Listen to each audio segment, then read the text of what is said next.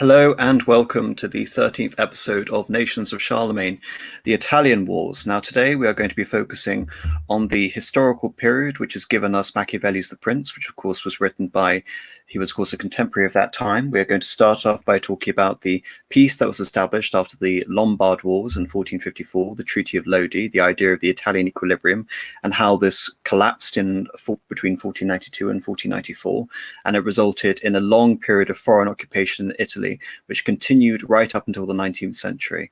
I am very lucky to be joined by Marcus Furious Pertinax. Hello, sir.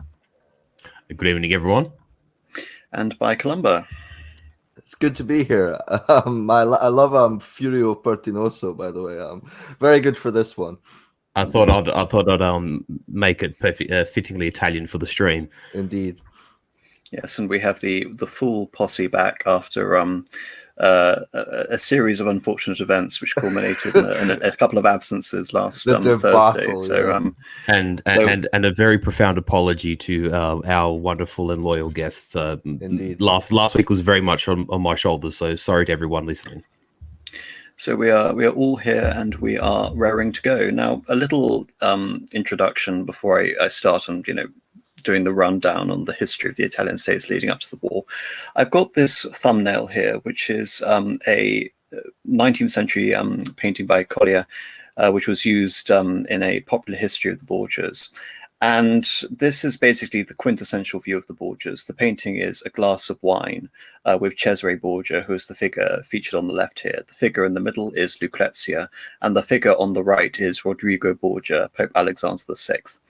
And the reason I've used this is basically this is the quintessential view of the Borgias, and of course you can almost say the Italian Renaissance papacy throughout the later 15th century in general, which is the implication here is basically treachery and debauchery. Essentially, Cesare Borgia is inviting this unsuspecting man to take a poison chalice. And of course, the insinuation that the family is so close together because of the contemporary accusations of incest between Lucrezia and Cesare. What I'm going to try and explain as another through line throughout this conversation is to contextualize the Renaissance papacy, and I'm not going to try and exonerate everything they do, but I'm going to try and explain it in as detailed a way as I can, to try and explain as to why such, for example, rampant nepotism. Nepotism, of course, is another theme of this betrayal, was seen to be necessary during those times.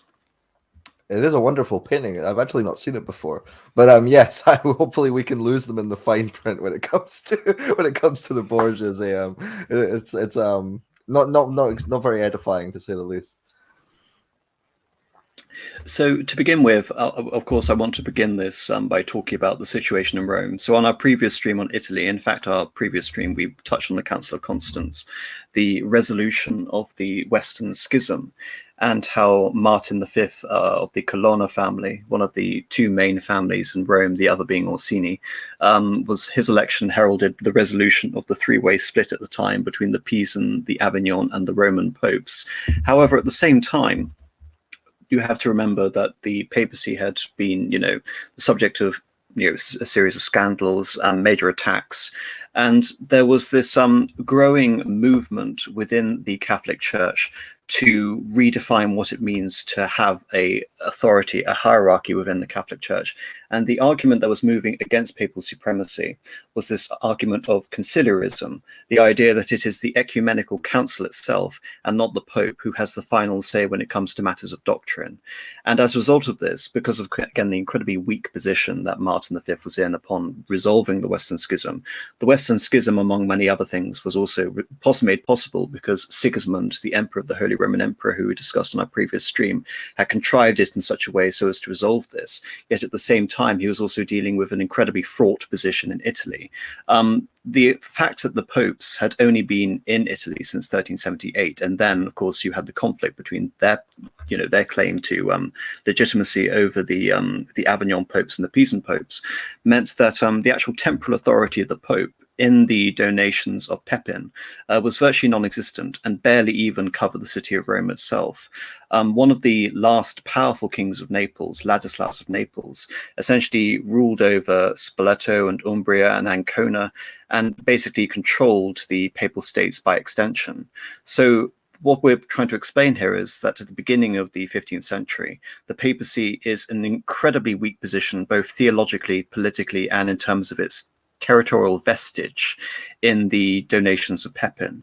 And so into this, incredibly febrile position, I mean, you have to remember that all of these, little possessions, namely, Pesaro or Perugia or Urbino, Forli, Imolo, all the, Ravenna, all these cities in the north and in the Romagna, had essentially become de facto independent. Nominally, the Pope was their liege, but they basically ignored him in all matters when it came to actual temporal power. And this is going to be... Of course, I was going to mention that alongside all of these sort of political concerns and that side of the conflict, more material side, with it, of course, you have sort of increasing ideological ferment as well, especially considering, of course, Italy is the hub of Renaissance humanism, especially in the northern cities, Florence and what have you. And yes, you have an increasing skepticism of not only the papacy, but the church more generally, and it really gets out of hand once we get into the 1480s and 1490s. So Martin V was elected, and his reign, again, he was supposed to oblige by some of these ideas of consulerism. One such idea was that the ecumenical council had to be held regularly, like a permanent parliament, so to speak. So there was a ecumenical council convened at Siena, and there was a subsequent ecumenical council convened at Basel in Switzerland. The effect of that latter council was essentially disastrous. Martin V dies at the beginning of the council. You have the election of a very weak pope, Eugene IV. The council lasts 20 years, and within that council, there is a schism. One of the council moves to Florence under the control of the Pope. Another branch of the council moves to Lucerne and actually declares an anti-pope, Felix. So it looks as if for a moment there would be another split within the church again. Another schism. That is a real mess. It's a 20-year-long council. And this is, and of course, just talking about the decline in the papal territories of the donations of Pepin.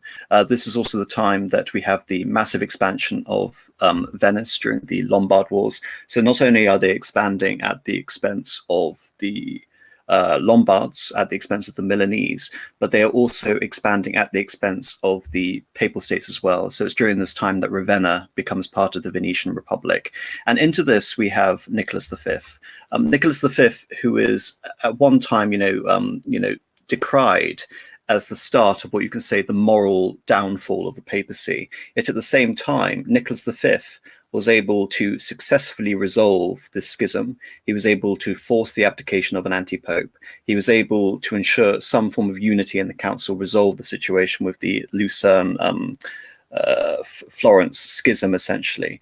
And of all the Renaissance Pope, Nicholas V is significant in that he essentially wanted to begin the artistic patronage, basically the cultivation of a new civitas Dei, a new city of God, where Rome would be considered a major power, not only in Italian politics, but as an artistic display. It would basically, strengthen the faith throughout of all of Europe. You can almost say here is the beginning of the emphasis of what would later become the Counter-Reformation, to strengthen the weak faith of the populace by the greatness of that which it sees, essentially. And you talk about Renaissance humanism. There is also another aspect of that, in that the Renaissance popes were active participants and promoters of Renaissance humanism at the same time. This alliance between the forces of neoclassicism and the clerical class at the same time really sort of coalesces in Nicholas V, and it goes on from here. Of course, the two major families which we're going to be discussing from the papal point of view, one is the House of Borgia, the other house is the House of Della Rovere. After Nicholas V dies, relatively young age, he is replaced by Calixtus III. Unexpectedly, Calixtus III was very old. He was basically a compromise candidate. And of course, he's not even Italian. He's Catalonian. The Borgia estates are around the city of Valencia in eastern Spain, which was then part of the Kingdom of Aragon. And despite that, he was a very effective pope. He was able to, one of the things we briefly mentioned on a previous stream was that he was responsible for the retrial of Joan of Arc and finding her innocent of heresy. And of course, he was very focused on how to deal with the Turkish problem as well. In 1453, you have the fall of Constantinople. I think, to my mind, one of the reasons as to why the Italic League was formed, by such figures as Cosimo de' Medici, Francesco Sforza, and Nicholas V, is the fact that Italy has to present some form of united front in the case of the growing power of the Turks to the east. And of course, this is going to become a major problem when they attack Otranto in 1480. Yeah, So there's a real sort of extreme, in some cases, literally apocalyptic fear around the Turks. You have a lot of millenarian philosophies and prophecies at this time, and in many of the writings that you see, the Turks are referred to as sort of Gog and Magog in the Apocalypse of John. And there's this idea that once the Turks conquer Italy, then the end of the world will be nigh. And there's an extreme fear of the Turks, especially once you get to they actually make some inroads into some of the islands. They take over Otranto, a city actually on the mainland, and of course Mehmed II, who is the Sultan responsible, who will be the subject of our stream next week, did claim to be the Emperor of the Romans in earnest, and he believed that essentially, the westward expansion of the Turkish armies into Italy was some form of ultimate raison d'etre of the Ottoman dynasty. So this was a genuine concern. However, at this time, it's mainly the Venetians who are dealing directly with the Ottoman threat because they are the ones holding possessions in Greece. Well, the Venetians had a strong holding in the Aegean as a sort of a consequence of 1204 and the first fall of Constantinople to the Fourth Crusade. The Venetians at this point had control of Cyprus, they had control of Euboea, they had control of several of the Aegean islands, and I can't actually remember the status of the Duchy of Athens at this point, but I believe the Venetians, were the strongest power, certainly European power in the region, so they were most alert of the Turkish threat. And just what you're saying about the occupation of Otranto, for anyone who's traveled southern Italy, you'll find that there are a number of places in the south, be this on the mainland or in Sicily, there are very many Capo della Turchi or Lungomare di Turco, references to like the Bay of the Turks, the beach of the Turks, the estuary of the Turks, because often from, say, the period of Redbeard onwards, you're talking from, say, the reign of Suleiman the Magnificent, sort of onwards and maybe a little bit before him, the Turks become very much a seafaring power and are a threat to Italy. And this galvanizes, as you say, Apostolic, this notion that Italians have to form a united front in the face of this people who have just conquered arguably the strongest city and have overcome the greatest walls in Europe. And so, there's very much a fear in Europe at the time because of it. Was there also Turkish piracy? Was that a concern that they would have had to face? Because I know, of course, Venice and Genoa had powerful navies, but I imagine the Turks did as well. Yeah. So hence the reference to Redbeard, because he's basically a corsair who works in service of the Ottoman Sultan, and this is where piracy from the north. I mean, we all hear about like the Barbary pirates from the 16th and 17th century. The origin point of that actually sort of lies almost in this period here. Not this period specifically, what we're talking, maybe like 50 years, 100 years later. But it's these corsairs that sail from Tunisia, that sail from Algeria, that engage in this sort of piracy of southern Italy and the European sort of, this north-south divide of the Mediterranean. It is at this time that this starts to brew up and become an ever-present problem for European maritime trade. And it is part of the reason too, the loss of Constantinople and the loss of the eastern trade route that actually sort of sends Europe to sail westwards. Yeah, and it gets the Ottomans involved in this Mediterranean economy. And I mean, and you eventually, Mehmed II, you have the famous portrait of him by Bellini.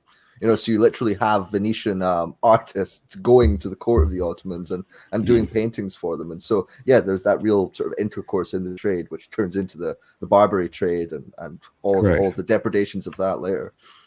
Yes, if it's possible, I'll try and roll this conversation a bit back so we don't spoil too much of hopefully what we're going to discuss next week. Whoops.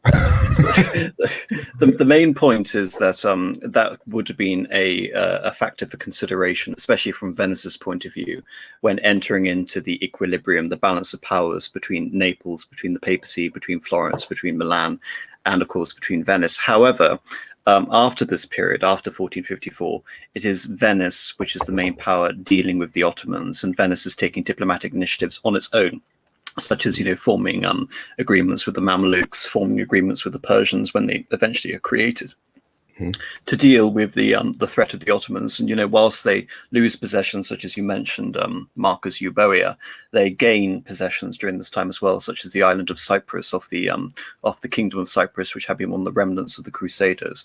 However, at this time, I think this is important to prove, is that this idea of equilibrium as an effective mechanism in actually protecting Italy, let alone preserving peace in Italy, is slowly but surely unraveling. In 1469. You have the grandson of Cosimo de' Medici, Lorenzo the Magnificent, who succeeds his father, not as any formal title, because the Medicis at this point do not hold formal title. Rather, they are controlling basically the Republic from behind the scenes. Essentially, they are the great grey eminences of the Republic. And Lorenzo the Magnificent, continues his father's policies with regards to the patronage of the art and, of course, the Italian peace. However, there are elements that are undermining this, and of course, bringing it back to Calixtus III and the Borgias. What was the ultimate legacy of Calixtus III that we all remember him for? It wasn't anything really to do with him being from a Christian point of view. It was the fact that he needed to shore up his position through advancing nepotism. In terms of trying to contextualize this, Calixtus would appoint Rodrigo Borgia as one of his cardinals, who would later become Alexander VI. But Calixtus III was basically, again, a Catalan operating in a foreign and hostile environment in which the Orsini and the Colonna passionately hated the Borgias and would often war against them. So to my mind, the idea that he had to rely on nepotism, this is a very old, frail man who can't rely on soldiers of his own, essentially, beyond the very dubious loyalty of the Papal Guard, is this idea that you have to be surrounded by family and friends to basically augment your own position, to try and contextualize it. Within the broader sort of themes of the papacy, of course, this creates the infamous idea of the cardinal nephew, essentially, who serves as nothing more than political augmentation for a pope, i.e. cardinalates aren't offered for ecclesiastical reasons, they're offered for political reasons. But again, you have to remember that the pope is in a temporal position, he's in a material position, and throughout this entire time we'll be chronicling essentially how, beginning with Boniface VIII, in fact the murder of Boniface VIII by de Nogaret, how the popes have been in a perilous position. So establishing some form of temporal power will allow them to actually exert some ecclesiastical as well as political influence. Yeah, I mean, they simply won't be able to operate, especially if you're coming from Spain and you're coming to a totally new place and you have no allies, you have no roots. But I was curious about the Borgias. Did they have what was their position with the sort of monarchs in Aragon and Castile or in Spain? Were they sort of in some sense acting towards their interests, or were they a more independent-minded family? Ultimately, they would become a more independent-minded family. Regards to Calixtus III, Calixtus III has you can see again, interesting position. Essentially, once the Borgias are elected, whilst they're cardinals, they're basically seen as proxies for the king in Aragon. But once you become pope, you have to be seen to transcend factional interest. So Calixtus III was simultaneously the tutor of King Ferdinand, the son of Alfonso V of Aragon, later the King of Naples. Yet at the same time, the minute Ferdinand, who was illegitimate, was willed the Kingdom of Naples, Calixtus III, in the interest of the papacy, tried to declare him a papal fief, i.e. subordinate to the papacy. So this idea that the Borgias were just nothing more than extensions of the influence of Aragon was something which the Borgias were aware of, and they had to do everything to prevent that becoming basically the established reputation, in order that they could become presentable and respectable advocates of, the papal states and Christendom as a whole, rather than the narrow material interests of the House of Aragon. I mean, that's something that you do even see later. I mean, I know that later on, when you have a treaty between the Spanish and the French, even in the wording of the treaty, they acknowledge that the French are just utterly against the Pope, and there's still this suggestion that the Pope is a Spanish creature, even if there's not much weight behind it once the family is established. And of course, once they've been established as a papal family, you can understand how they would have a very independent point of view. But then also that diplomatic perspective of not wanting to look like a partisan, because of course that will lead to dissension naturally. Yes, and this comes to... Sorry, Marcus, go ahead. And I was just going to say, just on the subject of, because we're sort of heading towards that Borgia question, just for those who don't know in the audience, because we mentioned before that the Borgias are originally a Spanish family, or certainly have Spanish roots. That I think you said their estates were around Valencia, Apostolic. Was it? Yes, they were routinely referred to as the Catalans. Yeah, the Catalans. So sort of Valencia is at the very southern sort of proximity of what you'd call Catalonia, because sort of Barcelona is more the heart of the Catalan sort of geographical area. And the family, the Borgias, the spelling that we have in Italian, or that we even use in English, is Borgia, so Borgia. But in fact, the Spanish spelling is without the GI, and it's just the J. But the Italians don't use J in their alphabet, so essentially their Spanish name is Borja. But Italians can't A, they don't use J, and B, they don't pronounce H in isolation. So hence we have this transliteration essentially of the family name from Borgia to Borgia, and it's why sort of in common parlance even today we still reference them as the Borgia rather than the Borja as a family name. So just because it's important. I was just going to say that I do think it's important to note that they were from Catalonia, because Catalonia was part of Aragon, if I'm not mistaken, but it was always sort of somewhat independent and sort of chafed under that, or in that situation. This is what I read anyway. Yeah. Regarding this particular period, no, Valencia was periodically the capital of the possessions of Aragon. Because again, this is complicated, and only weird people like me know. Aragon was a composite monarchy. The actual historic capital of Aragon was at Zaragoza on the Ebro. The capital of Catalonia was, of course, Barcelona, and of course, Valencia was its own kingdom, as was Sardinia, as was Sicily, as was Naples. But Valencia, basically, in terms of its strategic position as a port city in contact with Sicily and Sardinia, was often opted to be the residence of the Aragonese kings. But they could move around to any court they wished. So, for example, Alfonso V of Aragon, who also ruled over Naples, he ruled actually from the city of Naples. He didn't rule from Spain. So these kings move around a lot, and there's no sort of specific locus of power essentially. But Valencia, probably even more so than Catalonia, was wedded to this idea of the royal house of Mara, which was the Aragonese house post 1410. And Bolero is correct. We probably should say Zaragoza, because God forbid we forget the lisp. So quickly moving on, we've established the Borgias. Now we're going to establish their arch rivals, the Della Roveres. In 1471, Sixtus IV of the Della Rovere clan becomes the Pope. I mean, he's in terms of how consequential as a Pope, he's incredibly significant in the fact that he founds his eponymous Sistine Chapel, which I'm sure Columba will recognize is, of course, the main legacy, artistic legacy of Julius II. There's not a coincidence the fact that happened to be the chapel founded by his uncle, which was also the chapel that Julius II would wish to embellish further and turn into a wonder of the Italian Renaissance. But in addition to that, he got his favorite poor creature to do it. Yes, poor Michelangelo.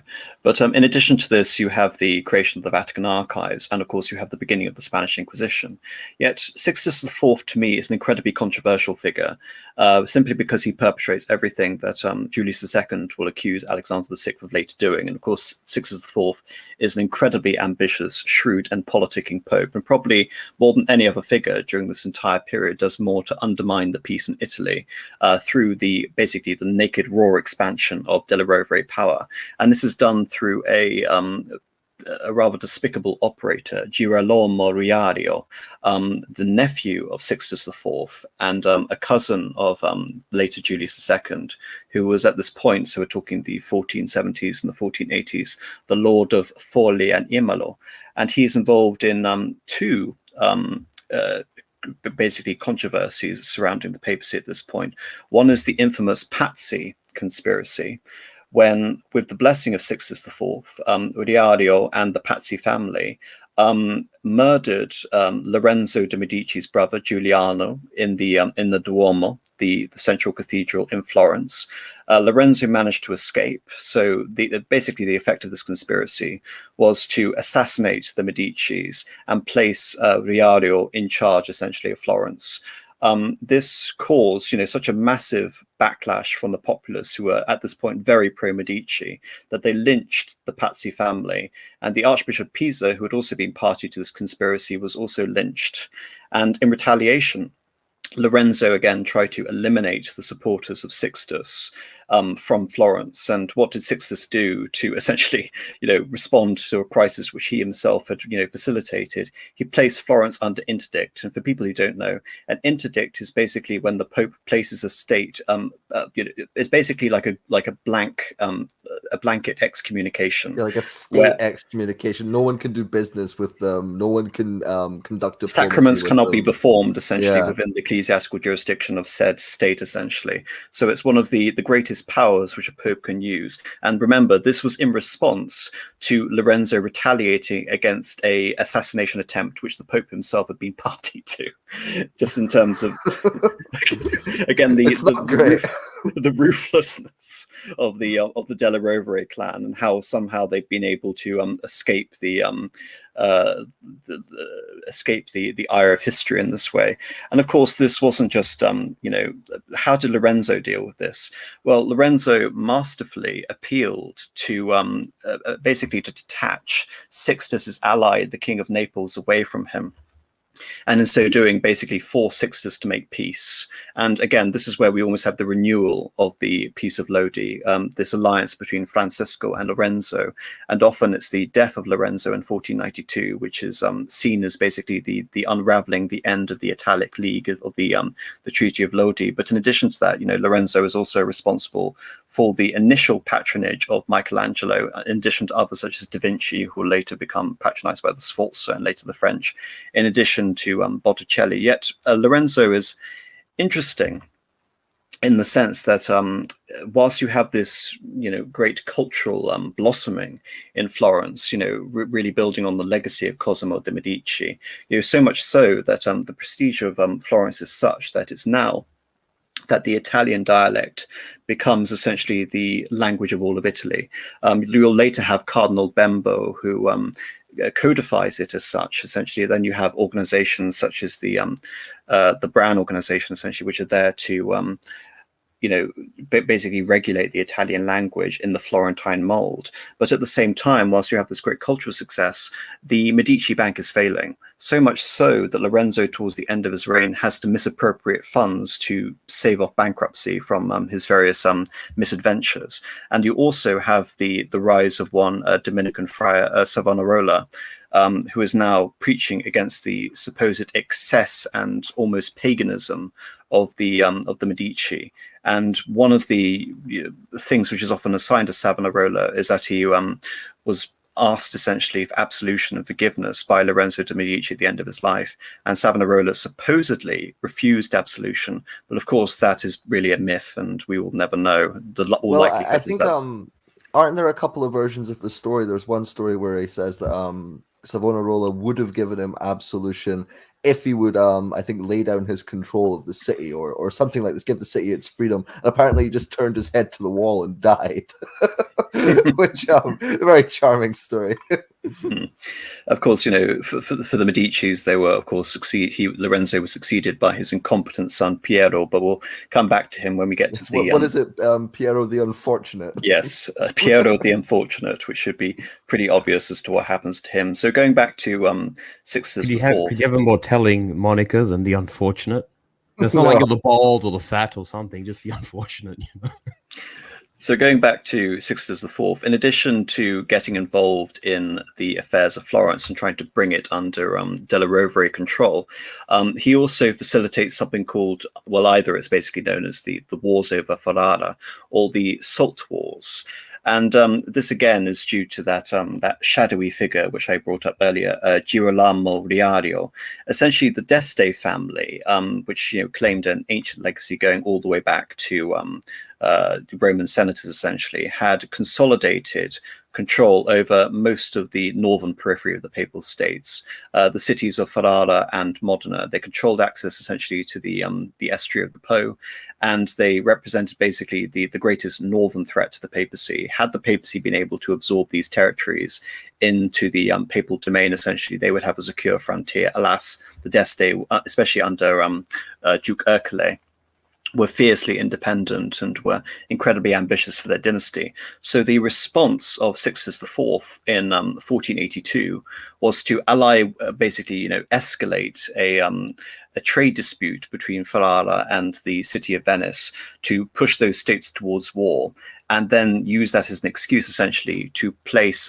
his nephew Riario on the throne of Ferrara and Modena, and thereby secure those domains for the Della Roveres. Of course, it goes terribly. The Neapolitans intervene on the opposing side. The Papal States try to make a peace and try and force that peace on Venice. And when remember, the former ally of Sixtus IV refuses to stop the war which he had contrived in starting. He then places Venice under an interdict in 1482. So, yes, in terms of setting a pattern of behavior, which is eerily similar to what we're going to see with Julius II, it's very much, you can say, a continuation of Della Rovere policy to ruthlessly expand the power of the house. And of course, the Della Roveres survive in influence after the death of Sixtus IV. Giuliano della Rovere, later Julius II, contrives to elect Baptista Cibo, Innocent VIII, as the new pope, and places his brother, Giovanni, in control of the papal guard, essentially. So Innocent VIII, you could almost say, is an extension of Della Rovere influence and will continue until 1492. Where are we on now? So does anyone have anything to contribute on any of the things I've said so far? So with Innocent, essentially, he was just surrounded by Della Rovere's swords in the form of the papal guard. well, yes, essentially. I mean, and he was also pretty much in line with their policy at the same time. One of their men, yeah. Yes, essentially. He wasn't a Della Rovere himself, but he was basically, again, amenable to the Della Rovere faction. And of course, the expectation was that when Cibo died, Giuliano della Rovere would be elected pope, and of course he didn't. And this is one of the leading factors to the Italian wars. So I think this is a good time to bring back to the main sort of sources of conflict, which are going to bring the ire of the French in. One is the Duchy of Milan, and the other is the Kingdom of Naples. So in Milan had been one of the powers, one of the great backers behind the Peace of Lodi, the Italic League, founded by one condottiere, Francesco Sforza, who had essentially seized power after they had declared themselves a republic. Well, it's more complicated than that. You had the Visconti family, who had transformed Milan into a powerful dukedom. And then, of course, we had Giolan Galeazzo, and he had, attempted basically to create a new kingdom of Lombardy and failed. And this was, the beginning of the Lombard Wars. What Francesco Sforza does in 1441, he marries the daughter of the last Visconti Duke of Milan, Bianca Maria. But that again isn't enough to stave off the utter collapse of authority in Milan. So from 1447 until 1450, you have the so-called Ambrosian Republic after the city saint, Saint Ambrose. And it is Francesco Sforza who defeats said republic, established himself as the new duke, effectively jure uxoris by right of his wife, and uses his power to establish a new order in Italy in alliance with his great sort of patron and backer Cosimo de' Medici, who had facilitated his rise to power. He dies in 1466, and he is replaced by Galeazzo Maria, and he's known as, again, we're going to be talking about a series of incredibly cruel, horrific men. He's basically one of the few figures who was so awful that his aristocracy conspired to kill him in a way eerily similar to that of the Patsy Conspiracy. This happened 2 years before. However, I think, unlike the Patsy Conspiracy, there was much more justification behind the assassination of Galeazzo Maria. One of his favorite pastimes, apparently, was raping the wives of various nobles that displeased him, essentially. Oh, charming. And yes, exactly. So he was murdered in 1476, and we enter into a peculiar state for the a peculiar situation for Milan. He has a 7-year-old son to succeed him, yet he also has an incredibly ambitious and powerful brother, Ludovico. And so after, Ludovico wrestles control of the regency, Ludovico never wants to give up power, never concede power to Giuliano Galeazzo. In addition to, Lorenzo de' Medici, Ludovico Sforza is one of the great artistic patrons of the time, really, the summit of the Milanese Renaissance. In particular, he's responsible for patronizing the Last Supper and for helping complete the beautiful Milanese Duomo. However, the fact that he, again, is illegitimate, the fact that he is basically arresting authority on behalf of his nephew, who, in all likelihood, he probably eventually murders, even though the official line at the time was that his nephew died as a result of immodest coitus, of all things. But it does make sense the more I learn about Milan and the links with the Visconti and the French. Of course, how Da Vinci would later in his life go to work in France. That never really clicked to me before why he went north. But well, it does become a literal French possession during this time. So there is that direct contact there, especially when we talk about the end and Francis's final reconquest to Milan. So this is the febrile situation into which Milan finds itself in the aftermath of the demise of the Visconti. And of course, the fact that Ludovico's power is in some sense illegitimate means essentially that he has to. He's basically the victim of foreign powers trying to undermine his authority using that. One in particular is Ferdinand I of Naples, who is probably a more horrific figure than Galeazzo Maria. But nevertheless, before we get to that, I really have to summarize as briefly as I can the incredibly complicated dynastic situation which Naples is involved in. So assuming people haven't watched our videos on the Guelphs and the Ghibellines and the Italian Renaissance, essentially southern Italy, namely Naples and Sicily, had been united by the Normans and the Hauteville dynasty, and they were succeeded by the Hohenstaufens. Under the Hohenstaufens, southern Italy was one of the most under Palermo was one of the most powerful kingdoms in Italy until, as a result of, again, papal contrivance, among other things, the Hohenstaufen dynasty was literally exterminated by Charles of Anjou through the death of Manfred and the death of Conradin, and Charles of Anjou basically established himself as the paladin's sword, the physical might of the papacy. And of course, the ultimate irony for that was that due to this French alliance, the popes ultimately found themselves nothing more than puppets of the later French king Philip IV. Nevertheless, this establishes a 200-year succession dispute, because in 1282 you have the Sicilian Vespers, which splits the kingdom of Sicily in half, hence two Sicilies. Sicily itself swears fealty to the basically the last Hohenstaufen heir. Constance of Sicily, who was the daughter of Manfred, had married the King of Aragon of the House of Barcelona, and so by right of marriage he claimed that Sicily, through the Hohenstaufen link, was rightfully his, whilst Charles of Anjou held on to Naples, hence establishing the Kingdom of Naples. So from here on out, it's a Spanish-French contest for Naples. Yes, it's a Spanish-French contest based on this original dispute arising out of the elimination of the Hohenstaufens and the Sicilian Vespers. It's also worth just quantifying this briefly, that the Sicilian Vespers wasn't just a small event either. The uprising of the Sicilians in Sicily against the Angevins was actually a considerable event in which tens of thousands of people were affected by what had happened, and there were a large number of deaths as a result of the uprisings as well. I mean, it wasn't just a walk in the park. I mean, this is a comprehensive event for the late Middle Ages, Well, it was essentially a sort of alien Norman population, right? That were just sort of removed. They were called Latins by the locals, I suppose. Especially in the south of Italy, because you have lots of Greek and Byzantine sort of traditions, especially in places like Sicily. So I could see how they would really resent Normans coming along. Well, it's interesting that just on a superficial level, if you look at the art coming out of this period, so from the 14th century, You have, imagery of, the Angevin kings of Naples, which is very much based on, Louis the Ninth, Saint Louis.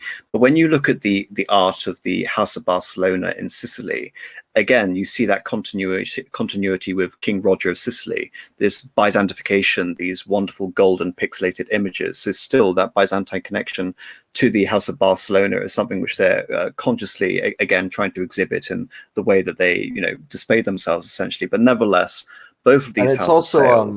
it's also very important, of course, because if you want to make inroads into Italy, which of course we see later on with the Spanish, having Sicily as a sort of foothold, as a base there is very useful. And of course, I mean, you can also grow a lot of grain in Sicily as well, which I'm sure helped the Spanish too. Help send food to Madrid in a rough time or what have you. I think it's important, though, to say at this point that Aragon is in no way synonymous with Spain. We're going to Well, have yes, I shouldn't say Spain, but I mean, Aragon is half in Italy, half in Spain, essentially. Sardinia and Sicily on the one hand, and then you have Catalonia, Valencia, and Aragon on the other end. And, so we have these two rival houses, the Capetian House of Anjou, and we have the House of Barcelona. Both of these houses will die out before this conflict ensues, and their cause is taken over by two new houses. So with the House of the demise of the House of Barcelona, through something called the Compromise of Casp, you have the House of Trastamara, which comes in to assume all of the thrones of the Kingdom of Aragon. While in Naples, once you have the you basically have a situation where the daughter of Ladislaus has to, again, the last member of the Capetian House of Anjou has to select an heir, and she prevaricates between her, the new House of Anjou, the House of Valois Anjou on the one hand, and the House of Trastamara on the one hand, promising Naples to both of them, and this is going to be the source of the conflict. Good King René of Anjou becomes essentially the king when she dies in 1435, yet 7 years later, Alfonso V conquers the kingdom through force, again using this dispute. So it seems superficially that the Spanish branch, the Aragonese branch of the family, has decisively won over the conflict and finally united the two Sicilies. However, this doesn't happen. Rather than Alfonso V, despite, you could say his architectural legacy, the fact he chose Naples as his capital, the fact he builds the monumental Castello Nuovo in Naples, he decides to split his domains after his death. He leaves Aragon proper to his brother, who's also the king of Navarre, and he leaves Naples itself to his illegitimate son Ferdinand. And of course, the fact that Ferdinand is illegitimate and there is this ongoing succession dispute, which I've elucidated, because the House of Valois Anjou are still alive. They've just been beaten and forced back to France, and René of Anjou is still there and will outlive Alfonso V. So he has to contend with foreign powers which are anxious to take over his throne and domestic lords that don't respect his authority. So right at the beginning, he has to fight a barons' war, which he narrowly wins. He has to fight off against the Ottomans with the sack of Otranto. He has to deal with Sixtus IV, essentially, routinely switching alliances and taking side with his enemies, in which he forms the alliance with Lorenzo the Magnificent. And in 1485, you have another barons' war, the Conspiracy of the Barons, led by the Lords Coppola and Pertucci. And again, in very Game of Thrones-esque fashion, they are invited to a wedding at the Castello Nuovo. They are offered amnesty, and instead all of his rivals are arrested at the wedding. And after promising to spare their lives, most of them are betrayed and killed, essentially. So he has a marked reputation for treachery and, absolute lack of mercy when it comes to hunting down his political opponents. And this is something which I'm surprised in many ways hasn't entered into the mainstream consciousness, because one of his favorite. Sorry, can I just finish this? One of his favorite pastimes, essentially, whenever he basically questioned the loyalty of one of his officials, he would take them to a hall in his palace on a tour, the tour of his Museum of Mummies.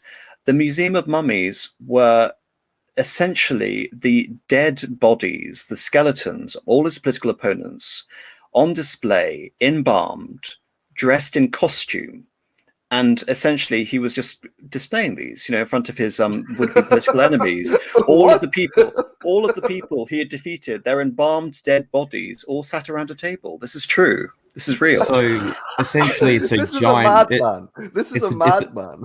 It's a giant medieval flex of one's enemies. It's like, oh, if you wish to caricature me, be my opponent, I'm just going to dress you up in a costume and embalm you on the wall of my church. My word, they do things differently in Naples. Yes. He was a jailer for the living and the dead. It's quite horrific, but of course, in addition to that, I have to wonder though, was his inspiration, because we mentioned this in the pre-show chat just previously, Apostolic, and I mentioned that church in Palermo where the monks, the Capuchin monks, actually have that essentially like a necropolis where they bury themselves, and I wonder, Sicily, Naples, sort of being unified for a part of the time as well, and them eventually sort of culminating to the single kingdom, if he actually got his inspiration from that Capuchin monk cathedral in Palermo.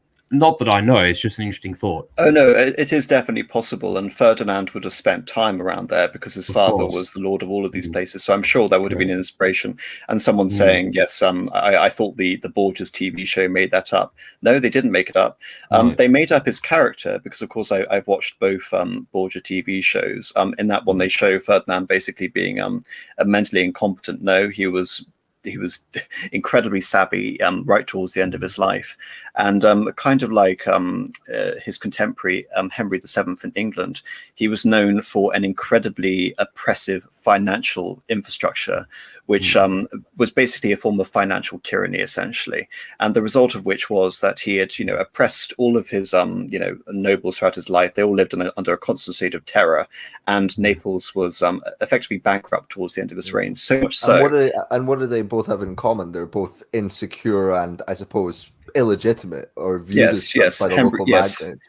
Yes, Henry VII has an incredibly spurious claim to the throne. I would still argue that all claim to royalty comes through his wife. And of course, Ferdinand is himself illegitimate, so resulting to these desperate and oppressive measures in order to hold on to the throne. So much so that in the last year of his reign, the French were already plotting essentially to remove him from power. So yes, hopefully, and of course, the last thing to consider, which is going back to the Papal States, we have the death of Innocent VIII, and we have the election of one Rodrigo Borgia, who becomes Alexander VI. As a result, it should be mentioned of a alliance pact between Ascanio Maria Sforza, who was the brother of Ludovico. Basically, it looked as, for all intents and purposes, as if Ascanio Maria would become the Pope. However, upon not being able to achieve that number, Rodrigo Borgia was basically placed as the Sforza candidate. And this, in theory, meant that the Sforza and the Borgias were now allies together. And the Della Rovere faction, which we mentioned, were basically in charge under the two preceding pontificates, were horrified by this. And Giuliano della Rovere, who had expected to become Pope, went into exile after this point. And one of the first things that happens is that there is a marriage pact between Alexander VI's daughter, Lucrezia, and Giovanni of Sforza Pizarro. And this is going to be the source of one of the great rumors against the Borgias, which is that they were married for 4 years, and ultimately the marriage was undone due to lack of consummation based on his supposed impotence.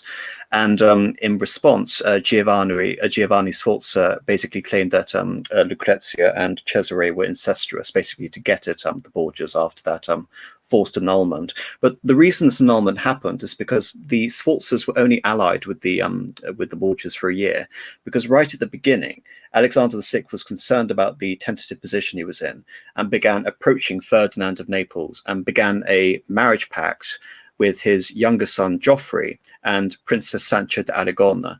And of course, the House of Milan and the House of Naples are bitter enemies. So the fact that he's trying to wed both factions at the same time, in fact, of course, just alienates the Sforza. And in response, Ludovico Sforza, who is again is an incredibly tentative position as ruler of Milan, goes over to Charles VIII, and this is where we get to the situation in France. Any final thoughts on the build up to the Italian Wars from the Italian side? I mean, I suppose one other thing that you see is that this extreme division is in itself sort of a more broad motivation for men like Charles to come in, because it just seems like such an alluring target. You have such wealth in places like Florence and places like Rome and the cities in the north, but there's such political instability in this period that it must just seem like fair game. The other thing worth mentioning too, I might just do a quick summary, perhaps at the end of the stream, time permitting. But one thing I want to mention here is, because I actually forgot to mention it last stream, is that there's an Italian phraseology that's important for this time period, and they call it campanalismo. And campanalismo essentially is, if you look at these northern Italian cities, you look at cities such as Imola or Forli or Cremona, Asti, Alessandria, or wherever, because we're going to talk about these sort of places basically from now on. And all these city-states were sort of, at one time or another, mostly independent, self-governing city-states. And so each of these cities have their own piazza, they have their own sort of senate house and administrative buildings, sort of a cathedral, and most of the cities have a patron saint, of course. And what a campanalismo is in a physical context, the campanile is essentially the church steeple or the bell tower of the main church of a city.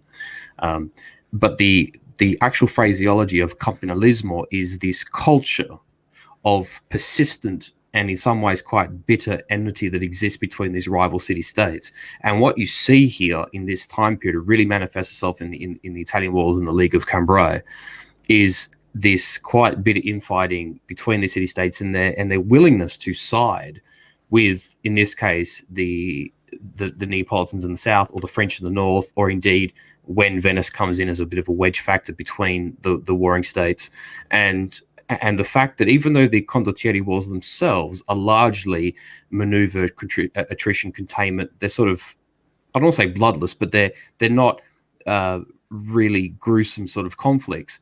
This really does amp up with the involvement of the Aragonese, sort of the Spanish and the French, and the warfare does become rather more bitter in this time period, and this culture of campanalismo is greatly intensified and really leaves a mark on the Italian psyche for a long time afterwards, and we really see its sort of culminate from this point onwards.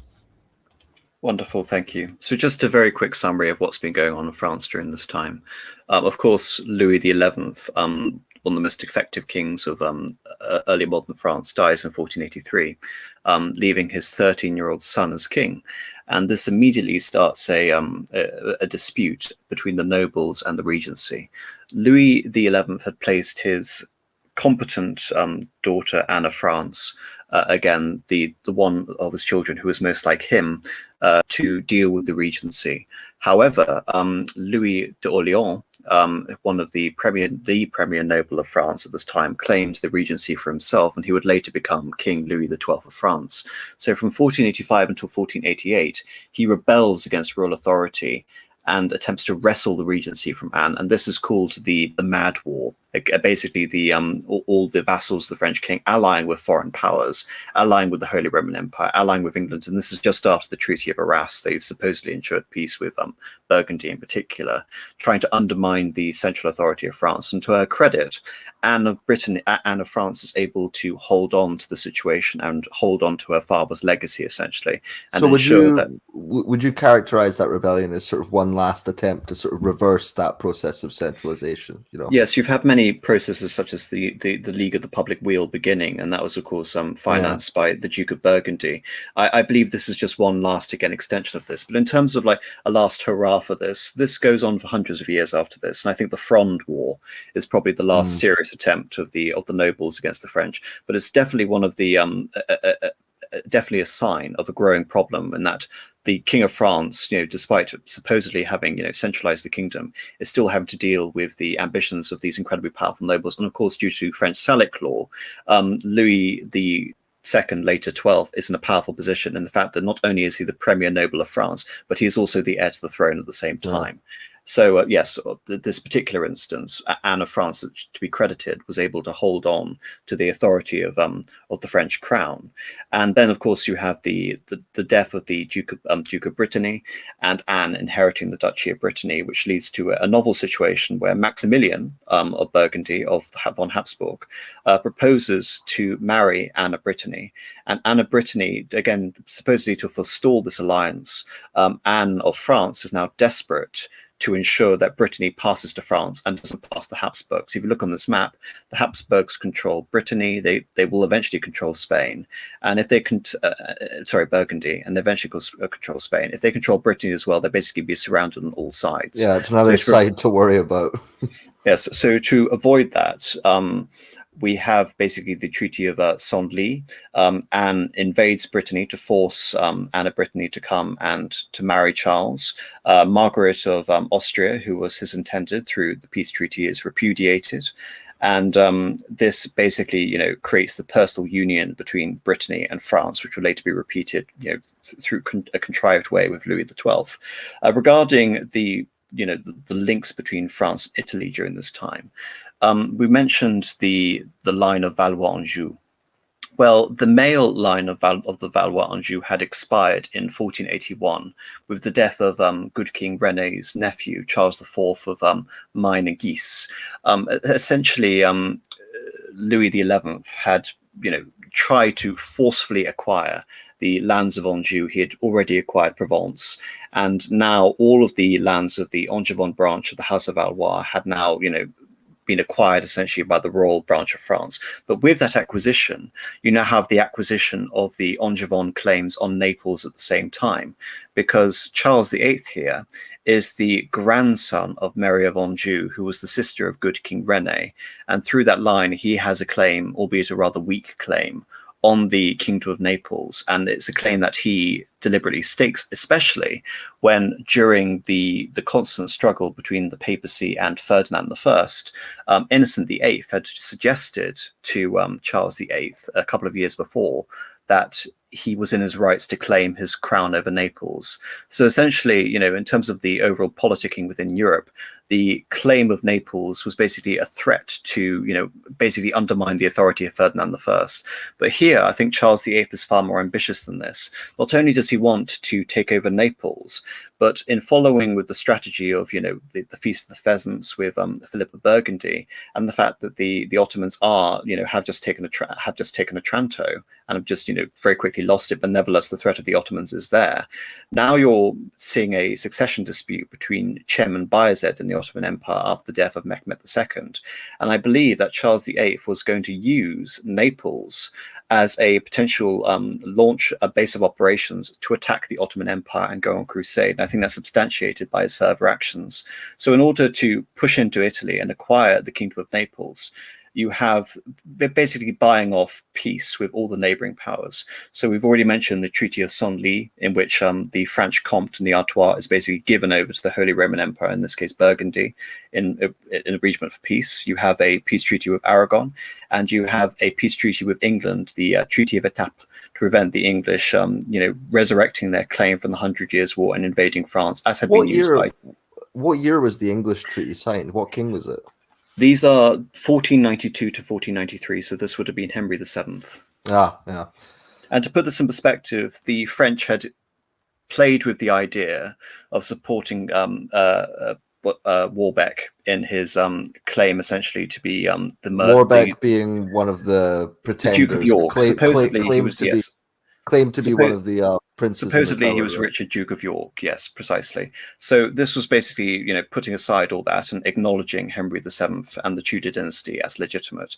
But in addition to that, talking, expanding upon that point which Marcus brought up earlier, what we are seeing is the massive intensification of warfare on a scale which the Italians hadn't probably seen for a very long time, because Charles from 1494, upon reaching his majority when he marries Anne of Brittany, is building a modern French army with a modern siege train, with modern artillery, the innovations of Jean Borot, essentially.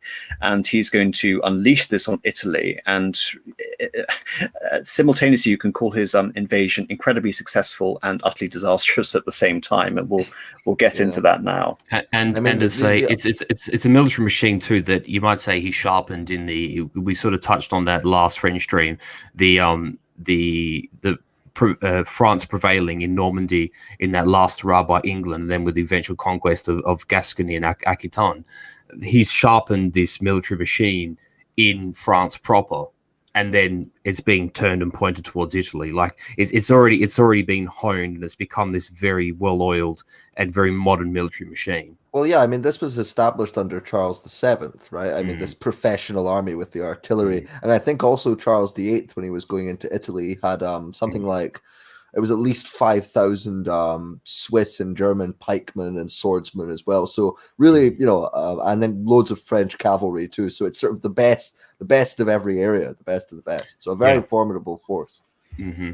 Yes, but of course, Charles VIII, in addition to having his claim, has more than ample motivation in the fact that some Italians are fleeing to his court, desperate to invite him. One, of course, is Giuliano della Rovere, who, in terms of like a deluded aspiration, believes, because one of the stories that has been spreading throughout Europe is the debauched papal conclave, which Alexander VI supposedly bought the papacy. Again, within the context of this period, this wasn't particularly shocking. Many bribes were, of course, passed in order to ensure the election of a particular candidate, and many, of course, political alliances were made, such as that of the Sforza and the Borgia family at the same time. But of course, Della Rovere uses this as an opportunity to present the Borgias as thoroughly debauched. That and the fact that in addition to practicing nepotism, Alexander VI then openly declares that his children, by his longtime mistress Venezia, have come out, and basically he's legitimating his children at the same time and appointing them to important positions. So he uses this to try and again appeal to Charles VIII that the Borgias are basically the devil, essentially, occupying the papacy.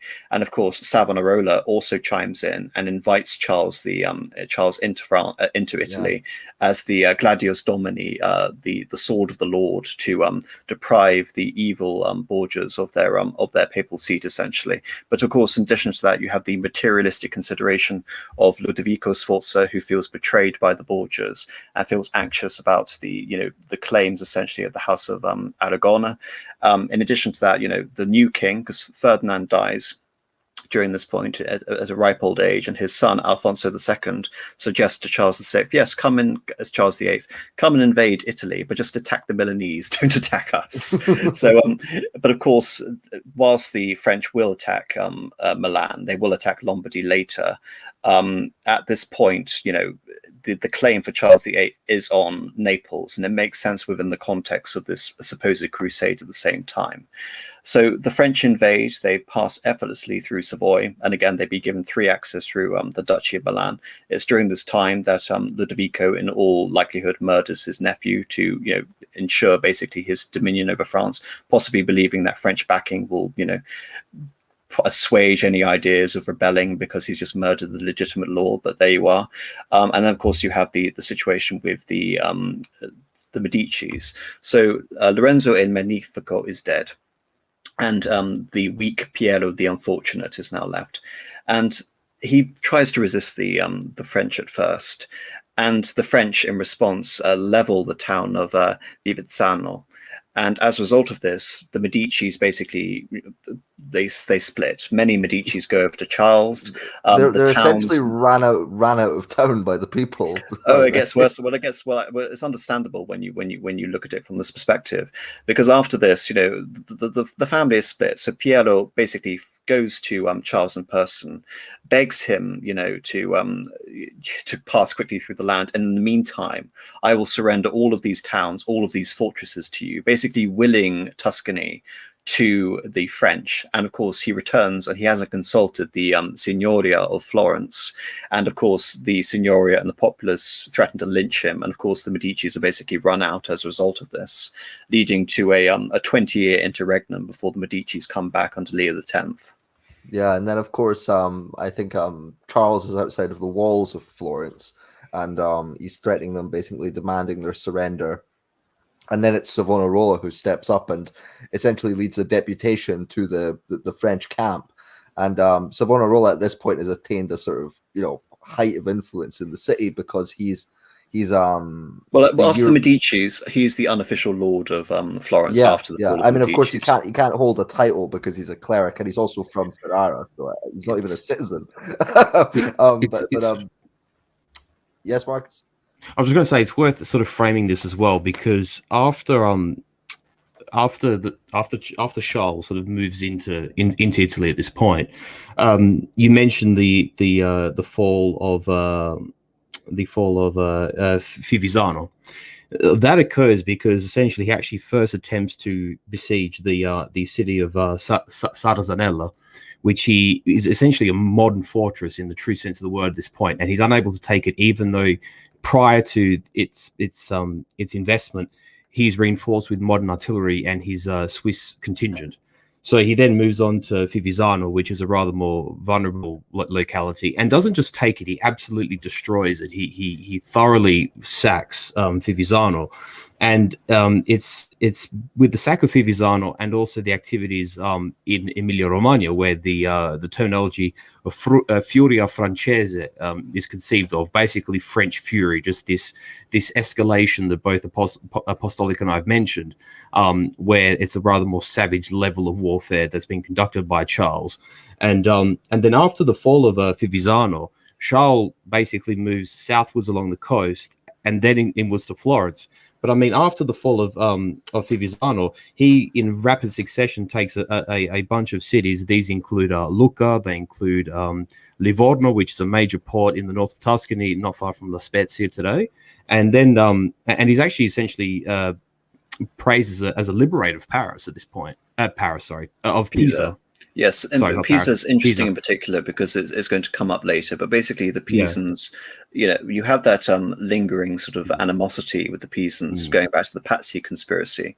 But many Pisans basically believe that they had been forced into a position of subordination to Florence. And remember, Pisa is an archdiocese in its own right. It was one of the locations of the basically the anti-papacy. So Pisa is a major Italian city. It's one of the greatest centers of learning in Italy at the same time. So And if you and of course a trading city, a major maritime power in its own right. So this idea of subordination to the Florentines is basically a sense of injustice to them, and the French are, as you mentioned, treated as liberators because of that. Exactly. So you mentioned Pisa. If we go back to, say, strings where we sort of touched on the Crusades, you got to think Pisa was one of the great maritime sort of republics, along with Venice and Genoa. And this point in time where we're speaking presently, it has become subordinate to Florence, and it greatly chafes under that status. So it's they been subordinate absolutely for welcome. about 80 years or something. Exactly, 70 years, a long the better time. the better part of a century. So hence one of the reasons why they do greet Charles as very much liberator. And then once Charles has that coastal region, you basically sort of from Genoa down to Pisa neutralized, and he's able to supply sort of his army both overland and sea. Because if you actually look at the land situation, he's basically supplying himself from Asti, and where he's sort of gone into attempt to neutralize the Florentines, he's skirted south of the Po River. So at any given point in time, he could potentially be cut off. So this is why he goes after the ports. He goes after places like Livorno, like Pisa, and so on. And it's only once those cities are neutralized, he then moves in towards Firenze, modern day Florence.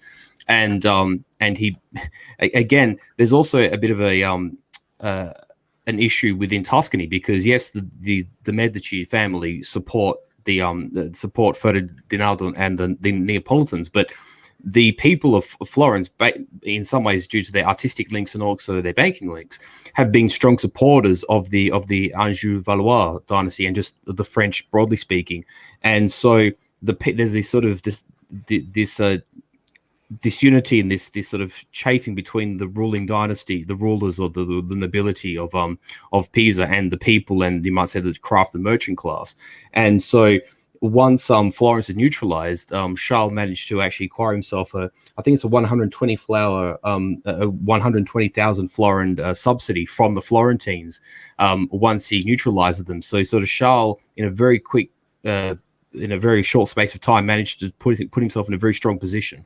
Yes, in fairness, this is one of the reasons why Pierrot was deposed, because not only was he offering the garrison of his own fortresses by a foreign power, that he was going to pay for the upkeep of the garrison of a foreign power at the same time.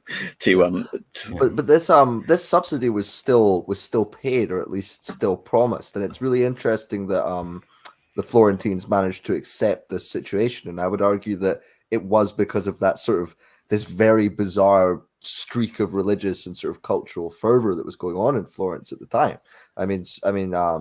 Savonarola was at the height of his powers, and the year before, in 1493, and in 1492, he had been sort of preaching fire and brimstone, even in the cathedral, saying a new Cyrus is going to come from the north over the mountains. Yes, he was a prophet. Yes, yeah, and this was, of course, to Nebuchadnezzar and Cyrus. Of course, the Jews were captives in Babylon, and Cyrus, the king of the Persians, freed them, and so he was making this pointed critique of the sort of papal domination and the domination of the rulers and the Medicis, and they would be freed from this domination. The true people, the true believers, would be freed from this domination by Charles, by this liberator. And so this is one of the reasons why Savonarola led the delegation. Nevertheless, this leads to a bit of an anticlimax after all that, because that is the expectation. That is definitely the expectation of Della Rovere.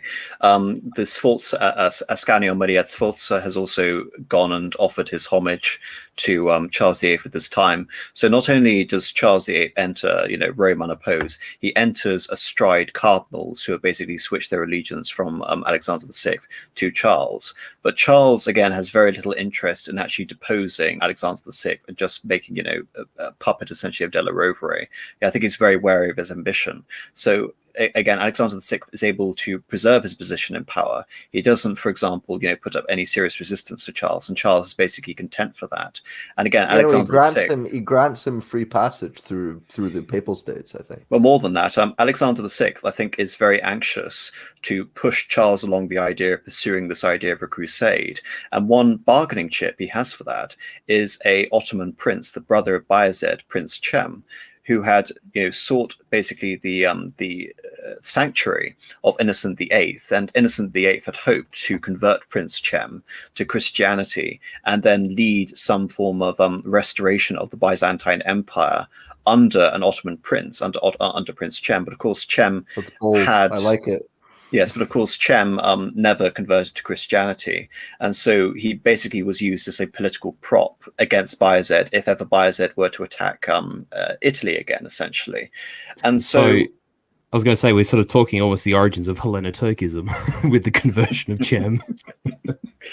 So this leads to an interesting scenario in which Charles VIII demands Cem as a hostage, essentially, because again there is a political utility to having a Ottoman prince who has waged a nearly successful fratricidal conflicts. Of course, that is the nature of Ottoman succession, the wiping out of all of your brothers who are also a competition.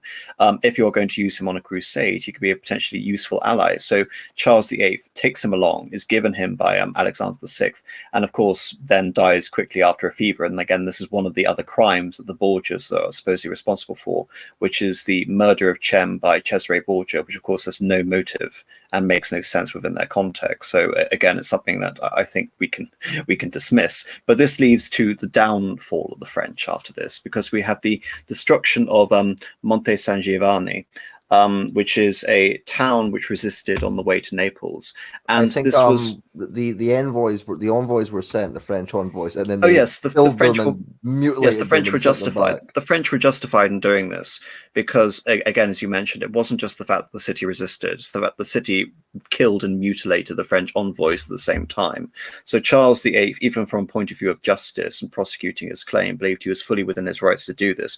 But also, as we mentioned, the success of Vivizzano the random use of terror on certain small localities is very good at basically, ensuring political subservience. So he believed it would have the same effect. Of course, it has the opposite effect, because this becomes a major propaganda disaster for Charles, because the rumor basically goes around throughout the rest of Italy that it wasn't Monte San Giovanni that was sacked, but actually Naples itself that was sacked.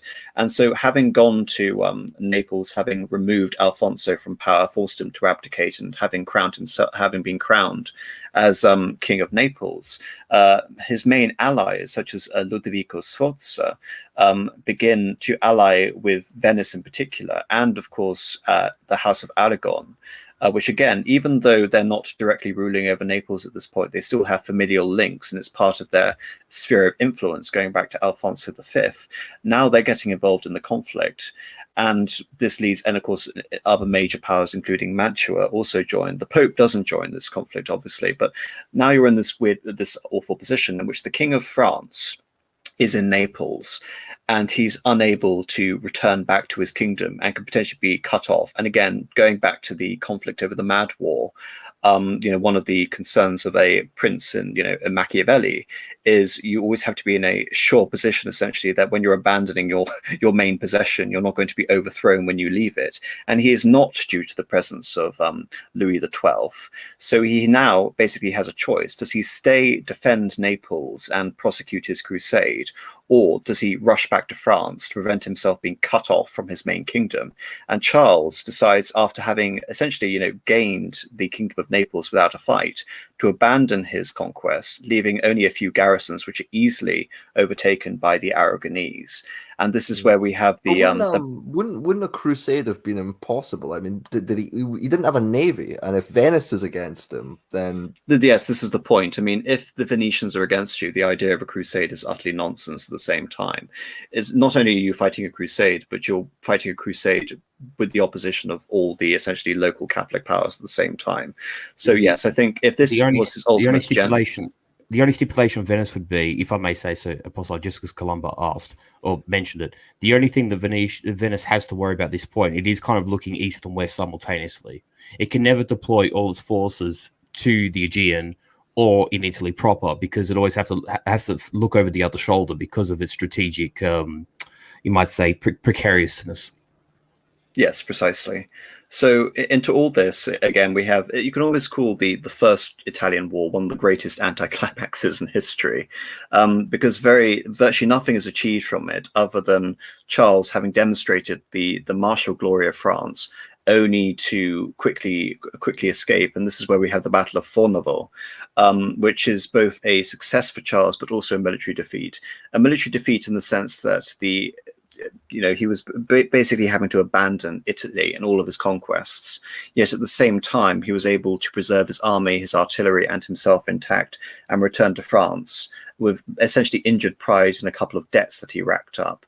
Again, the whole original sort of invasion having almost resulted, in nothing, essentially. Yeah. So in terms I think even their baggage and carriages were left behind, so they didn't even get the booty that they had no doubt taken from all these cities. Charles also demonstrates here, because this happens frequently in military history. Anywhere from parts of Caesar's campaign to World War II, you sort of see this notion of sometimes too much swift, immediate success can actually lead to your downfall. And Charles ended up penetrating once he neutralized the Florentines, and he marched south through Lazio, neutralized Rome and the papacy, and basically made his way down to what the Italians would call Campania, which is the state in which Naples finds itself today. And with the catastrophe there at San Giovanni, which is just north of the port city of Gaeta, which was one of the sort of crown jewels of the Neapolitans and a very strategic locality in itself, he is worried about being cut off. And if he stays in the south too long, if conditions change in the north, you've got to think his supply line basically runs from Asti to from between sort of Livorno and Asti, basically. He cannot afford to linger in the south and be cut off, so his retreat ends up being swift for primarily for this concern. Yeah, even if one or two of those small states, refuse access to, his baggage or his supply train, then you're done for. Yeah, and Florence lies right in the way, and then Milan lies right in the way. So yeah. Yeah, exactly. I mean, all it takes is for the Florentines to flip, and he can't get back to France by land, and that would be catastrophe for Charles, Yeah, and irrespective of the proficiency of his army. yeah, and you can trust the Florentines for about, I don't know, 30 seconds, before they Exactly. start scheming If again. you're lucky.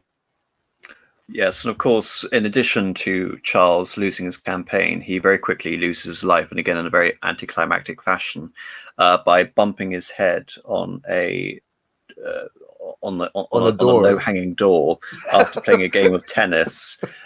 He goes into a coma and dies a couple of hours later, and is ultimately succeeded by the ultimate rebel in his kingdom, Louis II Orleans, who becomes Louis XII of France. It isn't all Charles's war, the First Italian War. There is a forgotten aspect when Maximilian got involved, and of course, in our last stream, I was waxing lyrical about my sort of preference for Maximilian as as an expert in the marriage alliance and in terms of his cultural policies. Yet when it came to his later military success, especially in the Italian wars, it always 20 years of war all amounts to nothing every single time. And this is the first example of this.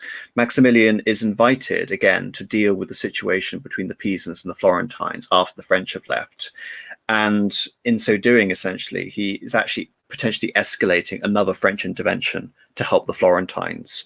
So he sieges Livorno, and then very quickly, having again not prepared properly for this campaign, having not funded the army, he just abandons and goes home, having gained essentially nothing from it. Because again, the Savonarola is essentially a partisan for France all the way up until 1497, when he's finally, excommunicated and burnt for heresy, essentially.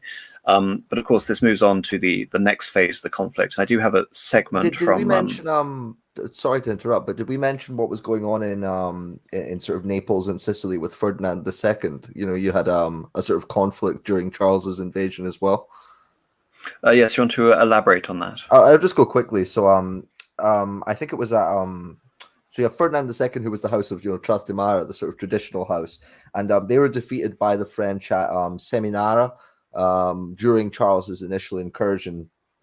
But then eventually Ferdinand, with the assistance of the Aragonese, it was actually what's his name again? De Cordoba, El Gran Capitan, who in all the Renaissance sources at the time, Castiglione, Machiavelli, he's just called El Gran Capitan, the great captain. Such was his reputation, and they managed to defeat the remaining French garrisons. I think the French put up a pretty stiff resistance in Naples itself, but eventually they retook the territory for the House of Trastamara and Ferdinand II, who was considered a very strange man in and of himself. But anyway. Well, Ferdinand, again with Maximilian, again like Louis XI for France, all throughout this time, you have a succession of very competent rulers, and Ferdinand was, he might have been strange, but I also think he was one of the more successful kings of Spain. And again, he plays an incredibly significant role in the ultimate unification of Spain, and of course the defeat of the Moors in Granada in 1492, among other things. And in this case, he is ruthlessly pursuing the interests of Isabella, his wife, and himself, the interests of Castile and Aragon, and he wins completely ultimately in Naples. So he's a formidable king, nevertheless. And regarding this, he doesn't take power of Naples after this point. Rather, he restores it to the illegitimate branch of the line of Alfonso V. So I believe it's Alfonso II's brother, who becomes the king of Naples after this point and rules over Naples briefly until the French come back again, which is the impetus for the new conflict. So after Charles VIII was defeated and then subsequently died in that rather anticlimactic fashion, we have the entry of Louis XII into the conflict. And like Charles VIII, Louis XII also has a specific claim on lands in Italy due to his Visconti heritage, because of course Valentina Visconti was, I believe, Louis's grandmother, the mother of the famous Charles d'Orléans, and in that capacity, Valentina Visconti, side, yes, Valentina Visconti was one of the major claimants for the duchy for the Duchy of Milan after it fell from the House of Visconti in 1447. Of course, this claim then goes into abeyance, and it is subsumed by the House of Valois-Orléans. But when Louis XII becomes king, he wants to use the army, the intact army of Charles VIII, which is currently idle, and he wants to prosecute his own war into France. And in addition to that, he also makes claim to Naples based on the fact that his predecessor had made that claim, even though he himself has no dynastic claim whatsoever to take over Naples, other than the fact that he is the king of France. The claim is simply that his predecessor made the claim. It's very, very bold. I like that one. And in a similar fashion to Charles VIII, first of all, he begins forming truces with all the various powers. So he forms a truce with Isabella and Ferdinand, and he forms another truce with Henry VII.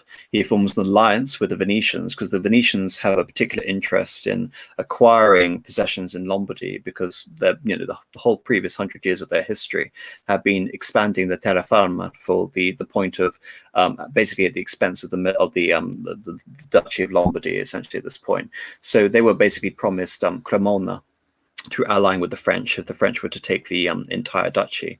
So in 1499, Louis invades, and for both Milan and Naples.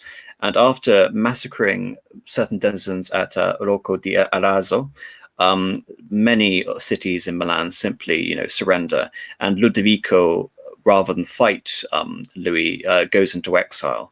And it's during this time that I think, well, actually, I'll bring in the Borges a bit later. But just to quickly summarize what happens with Louis XII's campaigns, he then helps the Borges in their situation in the Romagna, which we'll get into a bit later. And Ludovico, having given up his duchy so quickly, then leads a vicious campaign with the support of Swiss and Burgundian mercenaries and he successfully takes back the city of Milan, completely by surprise from Louis, only to be later defeated at the Battle of Novara. And from that point on, the Sforza would be dispossessed from the Milanese duchy for the next 13 years. And then he goes on, because I guess he doesn't just want control over Milan, he wants control over Naples. So he tries to attack Pisa, and then, of course, he forms a alliance essentially with Spain, the infamous Treaty of Granada, by which he agrees to partition the Kingdom of Naples between Ferdinand and himself, essentially, and remove Isn't this a decision that got him a lot of heat from Machiavelli? Machiavelli criticized. Well, I have a section here from Machiavelli which I want to read, just to get your interpretation of this, which gets into this in particular. So yes, I'll go into that if that's all right. But of course, yes, this is a disaster, because the Franco-Spanish forces in 1501 take Naples with the support again of Cesare Borgia, and the French appoint one Louis d'Armagnac as the viceroy. And all this does is lead to severe disagreements over a proper partitioning of the kingdom to make it militarily and economically viable. And so rather than, again, both sides, the Spanish and the French, are arguing constantly to everybody wants the choice parts as well. Yes, the choice parts. So these disagreements prove insurmountable, and this whole proposition of alliance was probably ridiculous to begin with, which we'll get into. And so the Spanish simply resolve it by force. And this is where I want to get your input, Marcus, because here we have El Capitan defeating d'Armagnac at the battles of Cerignola and Garigliano. And if it's possible, because again, this utterly destroys the French presence in Naples. And by 1504, the French are basically been driven out of Naples, returning to Milan. And the Spanish have not only, won the victory in Naples, but they have basically conquered the kingdom definitively for the next 200 years. So would you like to explain those two battles for us, or go into a bit more depth there? Marcus? Oh dear. Oh, don't tell me he wasn't here to hear that introduction. Oh no. Okay, well, what I'll do, I'll read this segment by Machiavelli, and then we'll get back to those battles. Oh, you can't get no luck. Oh dear. Well, that's perfect timing. Anyway, it was such an eloquent introduction as well. So this is just 1,000 words or so, but it goes over Machiavelli's assessment of the failure of Louis XII. King Louis was brought into Italy by the ambition of the Venetians, who desired to obtain half the state of Lombardy by his intervention. I will not blame the course taken by the king, because wishing to get a foothold in Italy and having no friends there, seeing rather that every door was shut to him owing to the conduct of Charles, he was forced to accept those friendships which he could get, and he would have succeeded very quickly. And by the way, do butt in if ever you want to comment on something. He would have succeeded very quickly in his design if in other matters he had not made some mistakes. The king, however, having acquired Lombardy, regained at once the authority which Charles had lost. Genoa yielded, the Florentines became his friends, the Marquis of Mantua, the Duke of Ferrara, my Lady of Forli, the lords of Faenza, Pesaro, of Rimini, of Camerino, of Piombino, the Lucchese, the Pisans, the Sienese, everyone made advances to him to become his friends. Then could the Venetians realize the rashness of the course taken by him, which, in order that they might secure 2 towns in Lombardy, had made the king master of 2/3 of Italy. Let anyone now consider, with that little difficulty, the king could have maintained his position in Italy, had he observed the rules above laid down, and kept all his friends secure and protected. For although they were numerous, they were both weak and timid, soon afraid of the church, some of the Venetians, and thus they would have always been forced to stand with him, essentially. So essentially what he's advocating for is... That's the point, right? I mean, you have all of these enemies, I suppose. You have all of these states, but none of them can compete in terms of resources or military might. They're all weak and disorganized, and it just seems like this was an almost needless giving away of influence, of vital influence in the peninsula. I can't understand it. Yes, so what he's basically advocating for is, you can almost say the traditional British strategy from, the 18th century, always allying with the weak against the powerful, essentially. And in this case, grouping together all of the lesser lords of Italy against the major lords, which would have made, the formal pact of the Treaty of Lodi. So just continuing on there. So where was I? But he was no sooner in Milan than he did the contrary by assisting the Pope Alexander to occupy the Romagna. It never occurred to him by this action he was weakening himself, depriving himself of friends and of those who had thrown themselves into his lap, whilst he was aggrandizing the church by adding much temporal power to the spiritual, thus giving it greater authority.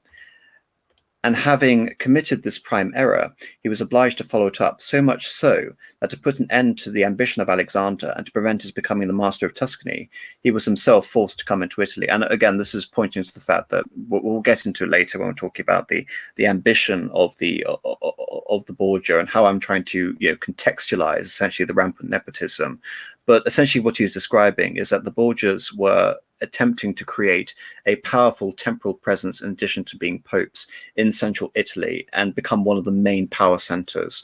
And what he's essentially describing here is had the French allied with the smaller towns essentially against the consolidation of this new power in the center, it would have been perhaps possible again to maintain greater influence through those local powers.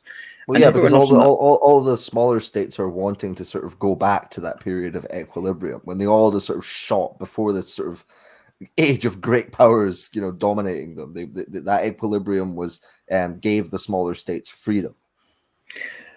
Well, I think in contrast to that, I think there is also the other argument that one can make is that equilibrium consolidated the larger states against the smaller states.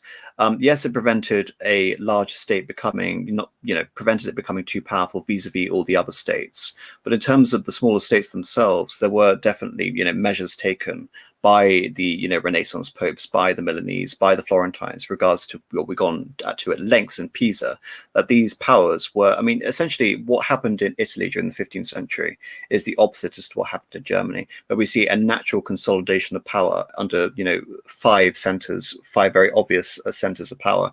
And you can say the Papal States was a latecomer in terms of trying to consolidate their authority within their traditional domains, namely the donations of Pepin, that little strip of land between Ravenna and Rome. So I think it's slightly more complicated. I suppose that's also where the sort of vitality of nepotism comes in, because the reason why the papacy, that papal power center, couldn't be consolidated is because you can't have a family. Unless you have a sort of nepotistic dynasty like the Borgias. But this is why the Borgias are so interesting, and I think again this is trying to understand what Machiavelli is arguing for here. Machiavelli, I do not believe he's in any way for equilibrium. Rather, I think that Machiavelli, his attempt in The Prince here, is appealing to some form of ruler that can actually create an actual physical power capable of eliminating foreign influence, essentially. And even if it means that in the case of like Louis XII, I mean, he's explaining this objectively, but I do believe when he's like appealing to the Borgias, he is more focused on a tangible sort of material capable princedom which is able to rule over Italy successfully, rather than relying on this power of equilibrium between all the weaker powers, which, as proven by the invasion of Charles, were utterly powerless to defend Italy against a foreign threat. I think it's fair to I think it's fair to say, sorry, because I do want to speak about my countryman, Machiavelli, in this context, is that it does bring me a little bit of, maybe not despair, but a slight annoyance and dismay that Machiavelli and his writings are always using the pejorative, that, oh, this politician is Machiavellian, this person is Machiavellian, and that Machiavelli wrote in the context of being essentially a Florentine patriot and of being a noble who had, to some degree, an Italian consciousness and had seen the effects of foreign influences in Italy basically since the collapse of West Rome, always sort of nibbling at the carcass of Italy and the Italian people. I mean, you think there was a language at this point, there was a people, there was something, we've spoken about ethnogenesis in many contexts in past streams about older, societies. I mean, the Italians aren't Roman. It's not the same thing, but the Italians are sort of an evolution of the Romans. And Machiavelli's writing his works in this context. And I think just to buttress what you were saying, Apostolic, I think what can be said about Machiavelli in what he's alluding to is, in terms of fighting foreign influence, is almost essentially a call for domestic Caesarism. Like someone who can establish a power and an entity and a sort of a I hate to use the word superstructure, doesn't really work here, but to build something which can resist foreign influence and isn't just a collection of these sort of petty city-states engaging and quarreling at the behest. I mean, that makes perfect sense to me. Because I mean, let's face it, many of these Italian states have been bloodied, and I made a reference to the previously to the Furia Francese, where a number of these cities in Emilia and in northern Tuscany have just been flattened by Charles. Why should the Italians just sort of haphazardly suffer these at the hands of foreigners when they can't get their own act together? That's what I think Machiavelli was aiming at. Yes, yeah, I think Machiavelli. Sorry. I was just going to say that he also has a lot of strong words to say about mercenaries. He's constantly criticizing the sort of the unreliable nature of mercenaries and praising sort of a more professional army. You might say the condottieri culture, which is preeminent at this time. Yes, he's sort of resentful of the whole political arrangement of Italy, and you can sense he wants someone who can provide that change. I think what's so frustrating about, again, the description of the term Machiavellian is that, being aware of the context of the period, Machiavellian, in terms of the events he's describing, it's descriptive of the period. He's not imagining these scenarios. He's not imagining a horrific, amoral universe, essentially. He's simply describing the political events and the characteristics of the rulers of his times and the methods which they employed, and weighing them and the success of those measures against each other. And very much in a contemporaneous context. And again, I think for a contemporaneous purpose, which was aiding in the creation of a strong king to avoid Italy essentially being ruled over by foreigners. But anyway, I'll continue. And if this were not enough to have aggrandized the church and depriving himself of friends, he, wishing to have the kingdom of Naples, divided it with the king of Spain, and where he was the prime arbiter in Italy, he takes an associate, so that the ambitions of the other country and the malcontents of his own should have somewhere to shelter. And whereas he could have left the kingdom, his own pensioner as king, he drove him out. And again, this is talking about the successor of Ferdinand and Alfonso II, to put one there who was able to drive him out, Louis out in turn. And again, this is talking about Ferdinand II. So before I started reading this passage, I introduced Furious to talk about the twin battles of the Cordoba against Armagnac. Would you like to elucidate on why the Spanish were able to take military possession of Naples and hold it for 200 years? So if you look at I obviously had to excuse myself at a very poor time, so my apologies. But if you look at a strategic map of southern Italy at this point, you see that the French, despite their setbacks, and aside from Charles hitting his head, and is it Louis that comes back? Yeah, Louis XII, who sort of returns to Italy. Southern Italy has had a swathe cut through it, whereby the cities of Gaeta, of Capua, Naples itself, Salerno, Atella, a number of these cities that sort of comprise of modern day Campania and a little bit of Campobasso are occupied by the French, and basically the Neapolitan the forces and the Aragonese sort of hemmed in towards the south and eastern coastlines. And there's actually an interesting thing I want to maybe touch on later at the end. There's a famous incident at the city of Barletta, but nonetheless, speaking of Barletta, it's along Foggia, Barletta, Bari, that the Aragonese have sort of held this eastern coast, which is sort of the northeastern coastline of the province of Apulia, and so Cadorba has a don't want to say a slapstick force, but he sort of has a force that's made up of various components. For instance, he has approximately 700-800 men at arms, 700-800 light horse, approximately 1,000 arquebusiers, and he's reinforced by 2,000 Landsknecht from Germany. And then he's sort of a variety of other forces. Basically, his force is about 6,500. The French, under the Duke of Nemours, has about 9,000. And so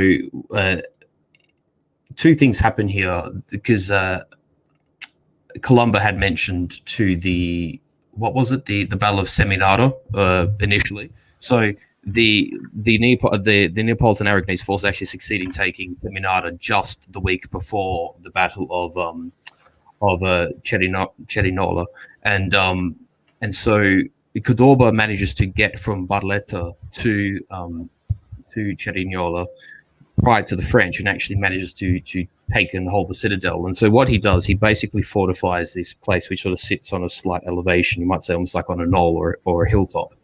And it's the French who attempt to sort of essentially take the ground. They have Cadorba sort of besieged, even though Cadorba hasn't himself taken the actual very center of Cerignola. It's almost a bit like an Alesia situation. We have sort of the besiegers themselves being besieged, and there's sort of works and counterworks, and Cadorba is essentially points all his artillery facing outwards from the relieving force, and he has his arquebusiers facing outwards with the artillery as well, and the French, in their sort of spirit of elan and esprit de corps, attempt these frontal attacks. So Cadorba has a big ditch dug around the city, the citadel of Cerignola, and his Landsknecht basically take these French chargers that are trying to cross a ditch, and interspersed between the German Landsknecht, the arquebusiers are firing into the French formations. They got the artillery basically firing at point blank range, so it's classic pike and shot. So it's classic pike and shot with like German sort of Zweihandler almost, and sort of it's quite a bloody battle, even though the casualties aren't particularly high on the Spanish side. The casualties approximately about 500 in total. The French lose almost half their force. So of 9,000, they suffer 4,000 casualties. And so was that a cavalry charge? No, it was French infantry. But infantry, okay.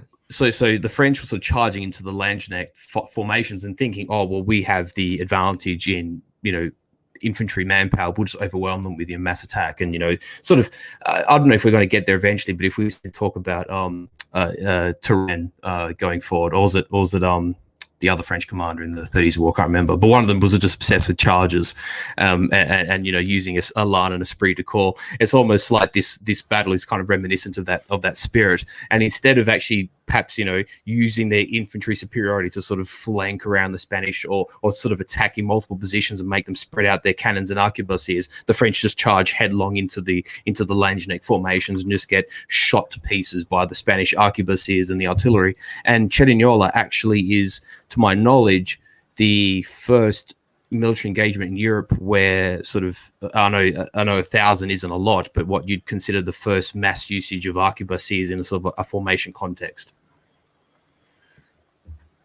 Wonderful. I suppose the weapons were only becoming sort of reliable enough to use regularly at this point. Well, in this sort of period, you might say 50 years other side of 1500, you sort of have that development where the individual firearm is becoming a potent weapon that actually has range and accuracy and some degree of reliability. And, it isn't like one of those old arquebuses that sort of, explode in your face and is likely to kill the user as the person at the sharp end of the barrel. I mean, that was a major problem. I mean, if you read Castiglione, he talks about that, how when they first came in, everybody was petrified of using firearms. You hear horror stories.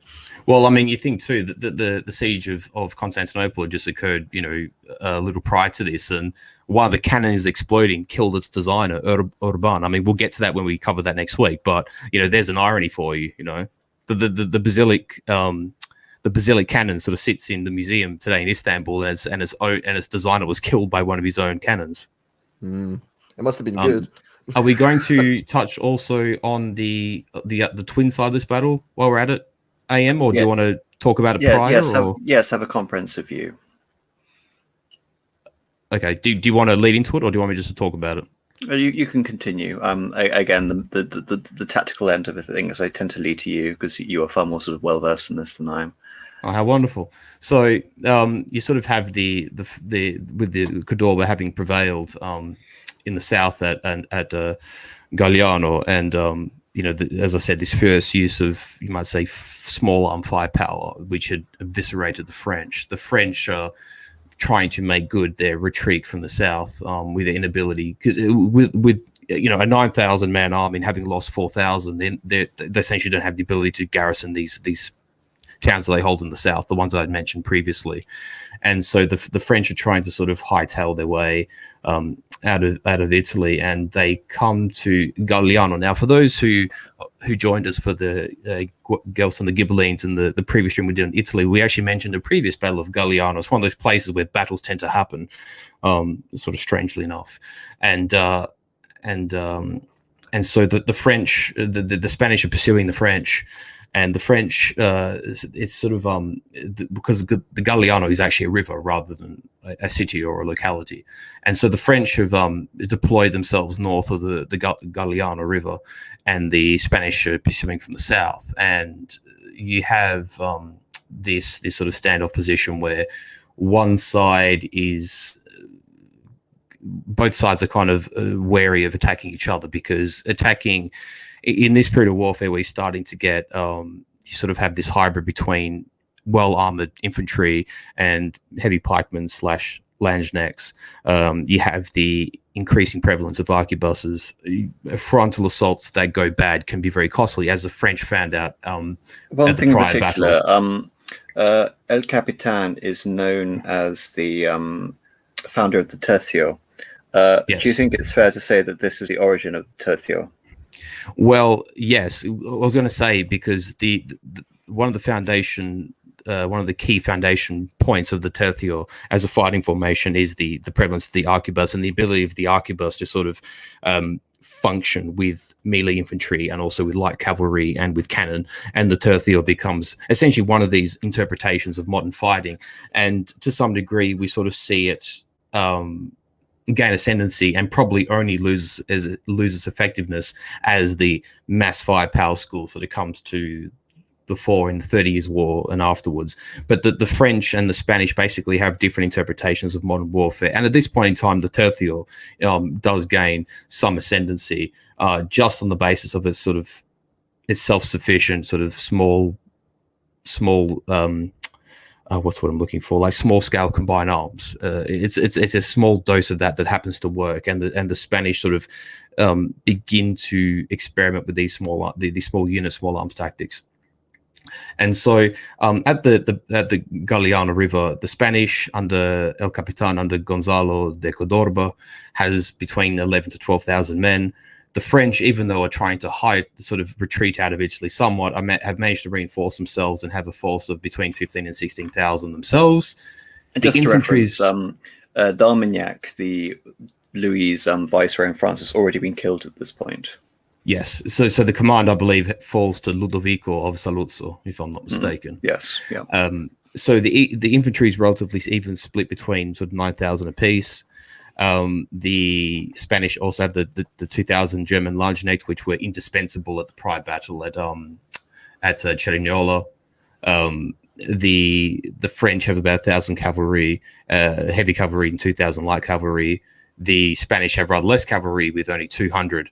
And so at the Galliano, the artillery positions are sort of fixed and firing at each other. Sort of both sides are fortified. And like I mentioned before, at this point in time, these commanders starting to get the impression that frontal assaults can be destructive and basically be the ruination of an army. So sort of initially their positions are tentative.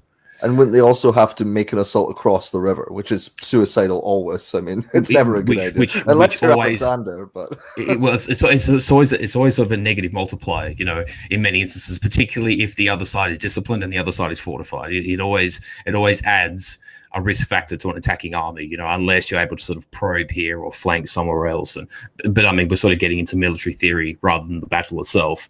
But nonetheless, the Battle of Galliano it begins with an artillery exchange between the two sides, and the French, being the French, actually attempt to storm the most western side of the Galliano, right where the mouth of the river opens up into the Tyrrhenian Sea, and they actually managed to cross the bridge and displace one of the Spanish positions.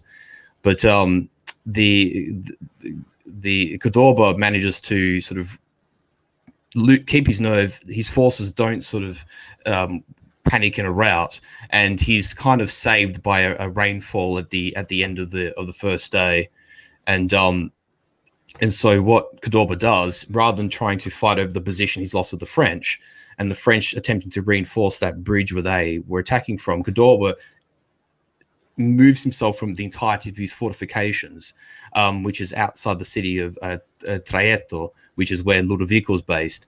And in fact, Cordoba swings his entire army to his right, which is sort of eastwards along the river, and crosses at a place not just south of a place called Castelfiore. And he actually breaks past a small French echelon force, which is sort of as a guard, and they're just there to stop a flank from Cordoba, not the entirety of his army moving across. So Cordoba crosses he crosses successfully with Dalviano, and the cavalry, the Spanish cavalry, the few cavalry that they have, break this sort of echelon force that the French have. And then once they cross in its entirety and bring the whole army across, Ludovico attempts to stem this attack by Cordoba, but is unsuccessful. So Ludovico actually retreats from his bridgehead that he'd taken off the Spanish on the first day, which is on the west side of the river, pulls out of the city of Trajetto, and he pulls to the east of that in an attempt to leave. But Cordoba at this point has built so much momentum, having crushed that echelon, having crushed Ludovico's reinforcements. Ludovico, by this last stage of the battle, probably only has half of his force remaining, whereas Cordoba's casualties have been relatively light throughout the majority of this campaign. And so, you know, essentially at this point, Ludovico is not able to hold Gaeta, not able to hold any of these lands south of Rome. And so Cordoba finds himself victorious, and again, having been outnumbered as he was at Cerignola, Cordoba prevails at Galliano, at the Battle of Garigliano, and Ludovico is in an untenable position, and he retreats by he's got so few men, he's able to retreat almost exclusively by sea. Well, thank you very much for that, Marcus. And just to illustrate how important this battle is, we introduced in the stream and many other streams the fraught situation regarding the succession crisis in Naples and Sicily, how this has been a 250-year issue, essentially. What the effect of these two battles are, and the decisive effects of de Cordoba's military success here, is that Ferdinand II becomes the King of Naples and the King of Sicily. His throne will be inherited by his grandson, Charles V, in 1516. And thereafter, the House of Habsburg will rule over these territories for the next 200 years. Just to again emphasize how consequential these conflicts are. So essentially the Italian wars in the south have been definitively won, and the French claim over Naples is essentially lost forever.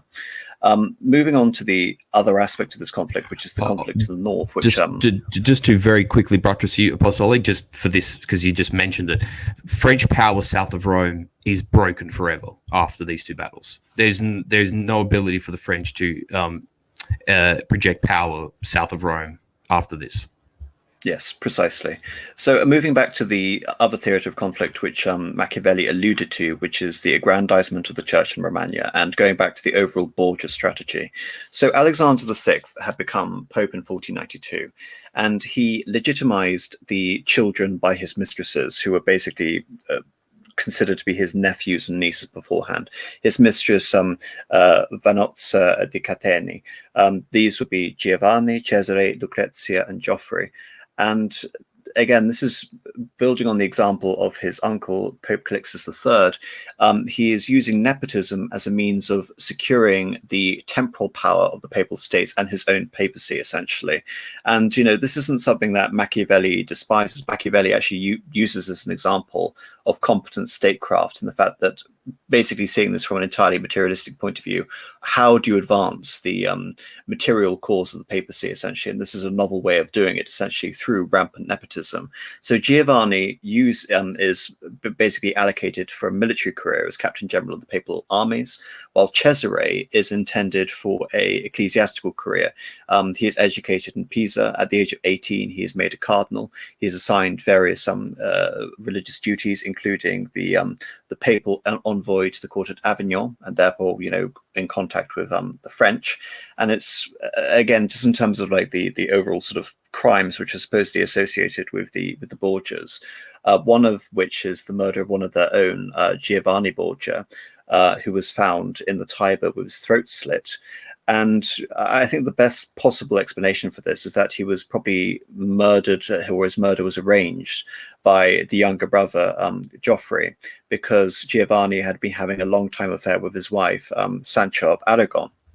However, we do not know, as there were never any witnesses to that conflict. And of course, in addition to all the other crimes Cesare Borgia is supposed to have committed, the murder of his elder brother is supposed to be one of them. But nevertheless, leaving that aside, the death of Giovanni creates an awkward position for Cesare, because now Cesare wants to fulfill that duty of being the military arm of the House of Borgia. So he becomes the first person in history to resign the cardinalate, and he has created the Duke of Valentinois by his ally Louis XII. Why are Cesare and Louis XII allies? Well, when Louis XII became king in 1498, Brittany fell out of the patronage of the royal house, because Brittany had only been tied to Charles VIII through marriage. To make matters worse, Louis XII had been forced to marry Jean of France, the daughter of Louis XI. Possibly Louis XI knew that his daughter was infertile. There's been speculation as to whether, she was simply infertile, or even if she was a hermaphrodite. However, the effect of this essentially was, from Louis XI's point of view, was to exterminate the Orleans branch of the House of Valois. But now that I love Louis XI. The more I learn about him, one last gift from the spider, But the effect of this essentially was that Louis XII couldn't expect to produce any children by his current wife. So one of the first, parts of this alliance between the Borgias and Louis XII is arranging the annulment and allowing him essentially to go and marry the widower of Charles, Anne of Brittany, and therefore, re-include Brittany as part of the royal patronage. Of course, a daughter is produced by this union, but no son, alas. So that line of the House of Valois ultimately falls and is replaced by the branch of Valois-Angoulême and the candidacy of Francis. But before we get to there, the fact that Cesare had been instrumental in the annulment, along with Rodrigo Borgia as the Pope, meant essentially that as a result of this, the ties with France were deepened, because Cesare was allowed to marry a princess of the blood royal, Charlotte Albois, who was a member of the Navarrese royal family, producing his only legitimate child, a daughter. And the effect of this was that, having now established this alliance through the marriage pact, Cesare accompanied Louis XII on his conquest of Milan, essentially the first time round. And as an extension of this alliance, as Machiavelli elucidated, Louis XII supported Cesare in his ambitions for the Romagna. Now, going back to right at the beginning of the stream, where we were talking about the collapse of the papal authority in the preceding 2 centuries. All of these regions in the Romagna, all of these various cities around, Ravenna to Bologna, etc., were nominally under the papal patronage. They were nominally fiefdoms of the papacy, but they have virtually become all but independent and ignored, again, the secular powers of the Pope. And into this, Cesare Borgia wanted to establish a powerful center of authority, not just for the papacy, but for the House of Borgia. So the House of Borgia would have a stranglehold over the rest of the papal states into perpetuity. So it solved a dual purpose. I mean, essentially, what was so important about securing this territory as well for the papacy was that whilst it was technically part of the papal states, it was also the no man's land between Tuscany, between Milan, and between Venice, essentially. So all of these powers were interested, especially Venice, in taking over control of this territory of the Romagna. And so rather than let this fall into the hands of another Italian power, Alexander VI was very invested in returning this territory, whilst also massively increasing the power of his family. So this policy killed 2 birds with 1 stone. And as Machiavelli is very keen to point out, Cesare was a very effective and capable administrator and military leader, and of course employing many aspects of, not just random cruelty, but particular cruelty, particular elements of terror, arranging plots to basically capture his enemies, etc., especially the Orsini brothers, the Orsini essentially being a perpetual feud with the Borgias over the conquest of Rome. Cesare was able to carve out basically the beginnings of a state in the Romagna, which he could, again, reasonably have been able to transform into a princedom. And in order to, fund the various campaigns of Cesare, as he was taking cities such as Imola and Forli, eventually taking over, cities such as Bologna, Alexander would again sell cardinalships, essentially, because again you could basically, at this point, due to the nature of the corruption of the papacy, pay for a red cap. This is how the later Leo X would become pope. His cardinalate was basically purchased by Lorenzo de' Medici, but nevertheless this had the effect of increasing the temporal power of the Pope. And basically by 1503, so after this, in addition to fighting in the Romagna, Cesare Borgia was an effective partisan for both the Spanish and the French in their conquest of Naples as well. So he fought alongside de Cordoba and de Armagnac before the conflict broke out between those 2 factions, after which he returned to the Romagna. And by 1503, his power in the Romagna was basically supreme after having foiled the Orsini conspiracy against the Borgias. And this is where we have, all of history basically, changing due to a series of events relating to the outbreak of the plague in the city of Rome in the summer of 1503, which claims the life of his father, Alexander VI, and debilitated Cesare. Now, Cesare had planned for this, and he had planned for, again, the continuation of Borgia power into perpetuity. And his plan here was to appoint a non-entity as a pope. And so he chose one Piccolomini, who wanted to become pope, whose ancestor had been a pope, his uncle, and much so to is it sort of a matter of pride for this man, as long as he gets the title. Yes, he was happy. Yes, precisely. So he was the perfect candidate essentially for Cesare Borgia. But unfortunately for Cesare, Piccolomini died after, I think it was 26 days of being Pope Pius III. And this leads to the bizarre situation in which I still can't believe it actually happened, but here you are. We have the re-emergence of one Giuliano della Rovere, the arch enemy of the Borgia family, who was able to convince a weakened and debilitated and disease-ridden Cesare Borgia to become pope. Basically advocating that della Rovere would be a partisan for the Borgia cause had he been made pope. And so again, this is something, of course, that Cesare instantly regretted and would lament later, that I prepared for every contingency except my own illness, essentially. And so through this, strategizing of della Rovere was able to be elected as Julius II in 1503. Wait. So I don't understand exactly how he would convince an intelligent man like Cesare. What was his reasoning? Essentially, again, you have to bear in mind that Cesare himself admitted that he was basically delirious during this process. He's just in bed, seeing things. I'm not joking. And this is something Wonderful. that Cesare would often go back to as, the death knell of, the destruction of everything, because Della Rovere essentially was, promising essentially that he would be a very effective ally for Cesare Borgia, and he would give him money, he would give him backing, and he would recognize his title over the Romagna. But of course, the minute that Julius II was elected Pope, he abandoned all of these promises and eventually locked up Cesare Borgia, after which he escaped. Well, I mean, immediately upon becoming Pope, literally immediately, he issues a proclamation saying that Alexander VI must be wiped from the pages of papal history. He was not a true Pope. He was a criminal. Immediately. Having formed an alliance, this needs to be emphasized, having formed an alliance with the Borgias, upon his election, he then commits to damnatio in memoriae of the Borgia family, whilst having acquired power through making an alliance with the Borgias.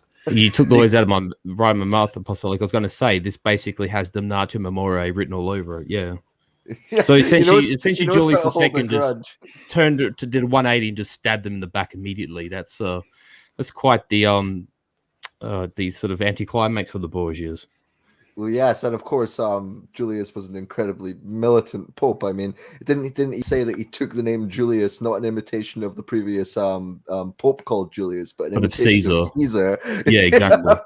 And, quite the guy. And I have to comment too on Cesare Borgia admitting to his delirium. That must make him the most honest Italian noble in his time. Well, again, Machiavelli, I do actually believe, as a contemporary and someone who knew Cesare personally, probably looked at someone like a Cesare Borgia as the ideal prince, had he been able to succeed in this policy. But of course, Machiavelli also points to the fact that due to the nature of his power, ultimately is nothing more than a papal vassal, essentially.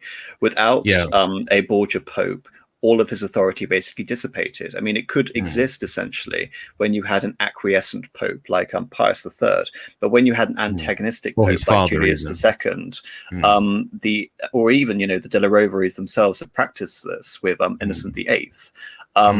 They were unable to continue this policy with Julius II, and as we can see, Julius II, even taking little things such as the glorious Borgia apartments, which had been beautifully decorated, in the new Renaissance style, they were closed off and weren't opened again until the 19th century to contain the corruption of the Borgia dynasty. And I think so much of what we receive essentially historically from the Borgias is the deliberate propaganda of Julius II in his attempt to legitimate his own glory. And basically, if you look at what Della Rovere, Julius II, is able to achieve after this, the foundations of securing the temporal possession of the Pope and building the new modern city of Rome, the foundations were laid by the Borgias, essentially. The precedent was there, and essentially he picks up upon it and aggrandizes the Papal States that much further. But again, I don't see these forces in other than just the familial opposition of the Della Roveres and the Borgias in terms of their actual policies, and in terms of also even the example of Sixtus IV. I actually believe the Borgias are basically the same, the two sides of the same coin in terms of the politicking, but also in terms of the raw expansion of family power. So on the one hand, you have the expansion of Cesare Borgia into as Prince of the Romagna. Well, what does Della Rovere do? He creates his nephew Francesco Maria as the Duke of Urbino to perform the exact same function as Cesare Borgia, essentially in the north. So and again, Francesco Maria is also, in an eerily similar fashion to Cesare Borgia, is kicked out of the Papal States by his successor, Leo X, and only comes back afterwards in order to resurrect the Della Rovere branch in Urbino, which lasts until the early 17th century, essentially. So you can almost say that I mean, of course, Della Rovere also had an illegitimate child, an illegitimate daughter. But in addition to, the various, crimes ascribed to the House of Borgia, one particular crime, which was, again, in those days, leveled against Della Rovere, was the fact that he was accused of being a sodomite at the same time. But again, rather than taking these things seriously, you have to... Him and everybody else, right? You have to remember that essentially... Look at the atmosphere, the toxic atmosphere that we've described. The way things were done, I mean, it's almost impossible to discern fact from fiction in this time. And if you look at them from a clear-minded, objective political stance, what they're doing makes complete sense. And it doesn't revolve. Again, the purpose isn't the pure corruption of the papal states. The purpose is creating some form of tangible temporal foundation of the papal states to exercise real legitimate influence in Europe after the 100 or so years of the collapse of said influence and power during the Avignon period and the Western Schism. Just 2 points I wanted to, because you mentioned sort of Cesare Borgia and the rise of Julius and the damnatio memoriae that the Borgias were subjected to. The first thing being that I think one of the most obvious factors that led to Cesare's downfall is that you emphasized at the start of the stream how these city-states in the Emilia-Romagna, as is today the province, you have places such as Forli and Imola, Bologna, Parma, who sort of form these integral parts of the papal, you might say, temporal, the temporal papal the donation of entity. Pepin. Exactly, the donation of Pepin, which comprised of its territorial existence as the papal states. The Pope would always have a sort of a sovereign legal right to these cities, being the donations of Pepin, and so any realm built out of it by a relative of the Pope, as this did happen with Alexander VI and Cesare Borgia, is going to fall flat, as you say, once you have a hostile Pope, because a Pope is always going to reclaim their rightful territory. So yes, the flip side of that, though, is that if Cesare Borgia had, for example, lived longer in that position, had Rodrigo Borgia lasted longer, or had Cesare Borgia been able to exercise that power and authority with an acquiescent Pope, the expectation of the Borgia dynasty then was that they could elect puppets into perpetuity, or one of their own into perpetuity. Doubtless, or even if he was more entrenched in his position, he probably could have even had the ability to face off against the hostile Pope, possibly. Yes, precisely. But of course, this is a double-edged sword for Della Rovere, because whilst he's removed Cesare Borgia, he has also collapsed the authority of the papal states in the Romagna at the same time. And into this vacuum, acquiring cities such as Ravenna and cities such as Bologna will revolt, enter the Venetians. The Venetians, take control of Rimini, they take control of Faenza. Essentially, they fill in that vacuum, which the deposition of Cesare has now created. And of course, Cesare, he flees the papal states. He goes and appeals to his former friend Cordoba for help. Cordoba then betrays him and sends him off, ostensibly as apparently the murderer of Lucrezia's second husband, to imprisonment in La Mancha, after which he is basically organized in a conspiracy against Ferdinand and serves his final days in the service of the King of Navarre, and then dies there in that service. Again, a very anticlimactic end to all of this potential. Right. But coming back to Julius II, this again inaugurates another period of the last period of the Italian conflict, which we're going to talk about on this stream, the War of the League of Cambrai. And you can say, before you start, can I get to my second point? It's only very brief. Oh yeah, sure. About Cesare. I just because I know Charlemagne in the chat at the start of the game made a reference to having played Assassin's Creed 2. For any of us who are gamers here, if you did play Assassin's Creed 2 or its sequel Brotherhood, I wanted to mention it because you mentioned about this framing of how our perspective of the Borgia family and the Borgia dynasty and of Rodrigo and Lucrezia and Cesare are through a particular prism, which has sort of become the historical preeminent narrative of this time. And it's funny how, whether it's in dramas, which are the ones you mentioned and you've said you've watched, or in the case of the Assassin's Creed titles, which I'm just raising now, the Borgias are always portrayed in the same light. And there's never been, to my knowledge, a real, cynical is not the right word, but sort of either a counter narrative or even some kind of intellectual curiosity as to whether that narrative is rightful or truthful or has a bearing in fact. And I like the fact, because I often say to you before we start these streams, that as much as we're here for the audience's sake, often between the three of us, we teach each other things as well. And how even my own perspective on the Borgias has changed in the last 2 hours and 12 minutes. And how even the best of us or the well-read of us over a given subject or whatever has to have enough humility to accept this fact that sometimes we don't know everything.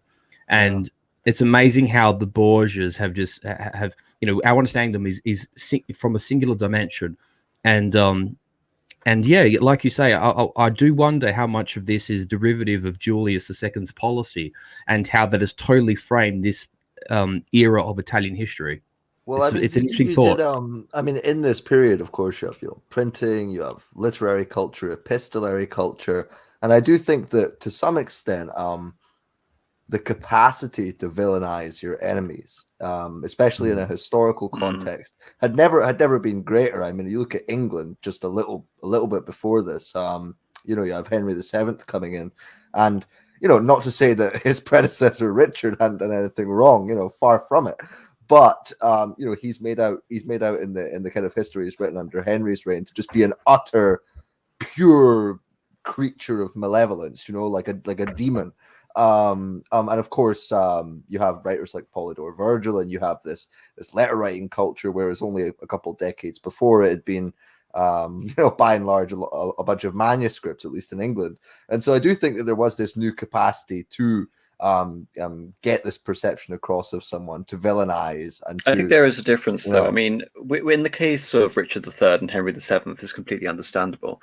What I find so remarkable about this is that Della Rovere is treating Rodrigo Borgia not as a pope, but as a secular prince, essentially. Within the context of the church, it doesn't tend to serve you well if you're trying to present various popes as utterly debauched and corrupt. I mean, of course, Alexander VI, in addition to having this nepotistic policy, he was also rigorously trying to enforce, I know this sounds ridiculous, basic standards for clerical behavior at the same time. He was always planning on basically methods of church reform, the sale of church property, for example, the limitation of the use of cardinals. So on the one hand, he was employing all of these exorbitant corrupt strategies in order to ensure the integrity of the papal states and the continued power of the House of Borgia.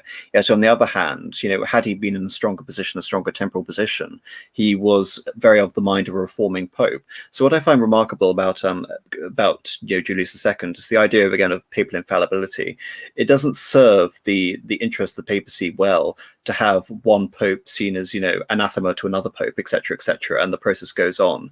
So I think what Julius II actually does is probably more diabolical than what Henry VII does, because he's framing essentially this familial conflict between the Della Rovere faction and the Borgia faction as this great moral crusade against someone who's supposed to represent, again, the vicar of Christ at the same time. So I think I would say it's actually fundamentally damaging to the papacy as a whole, as opposed to just the reputation of one particular king. I mean, the depredations of the Borgias, it became, this whole period, people like Savonarola as well, all of these stories became a huge part of the sort of, I suppose we could call it the Protestant narrative, right? I think that's actually fair to say, in fairness to Julius II, is that Savonarola was also pushing this. And again, in fairness to Alexander VI. Alexander VI allowed Savonarola to preach reform within Florence until he advocated schism, at which point he was found guilty of heresy. So again, I think in terms of contrasting personalities between Julius II and Alexander VI, Alexander VI is known as far more diplomatic, far more congenial, whereas Julius II is known as vicious, incredibly sort of hot-tempered, brutal to his underlings, etc. He didn't even excommunicate Savonarola at first. He simply ordered him to stop preaching. And then after, I think, a month or a month and a half, Savonarola saw that his sort of, I suppose his influence was waning and he began to preach again. That could maybe say something about how strongly he believed in what he was talking about. It could also speak to ego. But yeah, you're right. Alexander VI doesn't come across as the sort of vicious, brutal figure that he's portrayed to be, or that we think of him as. Wonderful. We've spent quite a lot of time on this, so I'll quickly get back to summarizing the War of the League of Cambrai, because this is one of the most infuriating episodes in terms of the switching alliances, but also shows again yet humorous. Yes, the scale of the ambition of Julius II as well. So as we mentioned, the roots of the next conflict are left in the Italians taking control and supporting all of the dispossessed princes who had been, basically removed from power by Cesare Borgia. Remove Cesare Borgia, all of those princes have come back, and they're appealing to the Venetians to protect them. Into this vacuum, as we mentioned, you have the contrived election of Francesco Maria della Rovere, and he finally becomes the Duke of Urbino in 1508. And after this, again, Julius II begins conspiring against Venice to retake this territory of the Romagna back. He originally basically relied on Maximilian von Habsburg to come, but Maximilian, as is the case with virtually all of his interventions, was consistently defeated by one Borrolomeo di Alviano, who actually took over Trieste. He actually drove the Habsburgs away from the coast and took over parts of Gorizia and Istria at the same time. So it was an utter disaster for the Habsburgs. And using this pretext of the Venetians appointing basically their own bishop to an empty vacancy in the See of Vicenza, the Pope uses this as an excuse to basically order an interdict against, again in the manner of his father, Sixtus IV, who did the exact same thing, and organize a coalition against the Venetians, the League of Cambrai, involving involving France, Spain, Maximilian again. And the purpose of this league, rather than wresting control of this rebellious religious province, it was territorial in its purpose. So, for example, the French wanted to take over parts of the Lombard realm, which had been annexed by Venice to the Terrafarma. The Spanish wanted to take over the city of Otranto, which was held by the Venetians, and Maximilian wanted to gain all of his possessions, which he just lost at the expense of the Alviano. So essentially, the Pope played this. Sorry. I was just going to say very quickly, just because I forgot to mention about Cerignola and Galliano, is that there is a coastal strip that the Venetians occupied, like you say, from Otranto to Bari, and this was a thorn in the side of the Spanish, so that's part of the reason for their motivation, was to integrate these Apulian cities back into their southern Italian holdings. Sorry, proceed. Oh, no, that's fine. And of course, this original League of Cambrai is incredibly successful. Louis XII basically destroys the Venetians for Julius II, and Julius II uses this as an opportunity to take control of Ravenna and much of the Romagna. And Maximilian also invades and takes control over Padua. And as a result, Julius is able to impose a very favorable peace for the Papal States onto Venice, which, among other things, in addition to taking control of the Romagna back, stripped the Republic of many of its ecclesiastical privileges. So Julius, again, this is talking about the nature of his ambition. And I would almost say, I'm not sure this is necessarily valid, but it's an interesting point nevertheless. The Borgias, of course, are many. Geoffrey and the princes of Squillace in Naples are going to rule until the 18th century. In the sons of Giovanni in Spain are going to rule as the Dukes of Gandia for another couple of hundred years, and one of their progeny is going to become a saint. And as interesting as that sounds. And in the north, Lucrezia, after the murder of her second husband, of course, her first husband, the marriage had been annulled, Giovanni Sforza, went off to marry Giovanni, the heir to the powerful duchy of Ferrara and Modena, held by the d'Este family. As you mentioned very early on in the stream, the d'Este basically controlled the northern parameters of the donation of Pepin, a very important strategic location.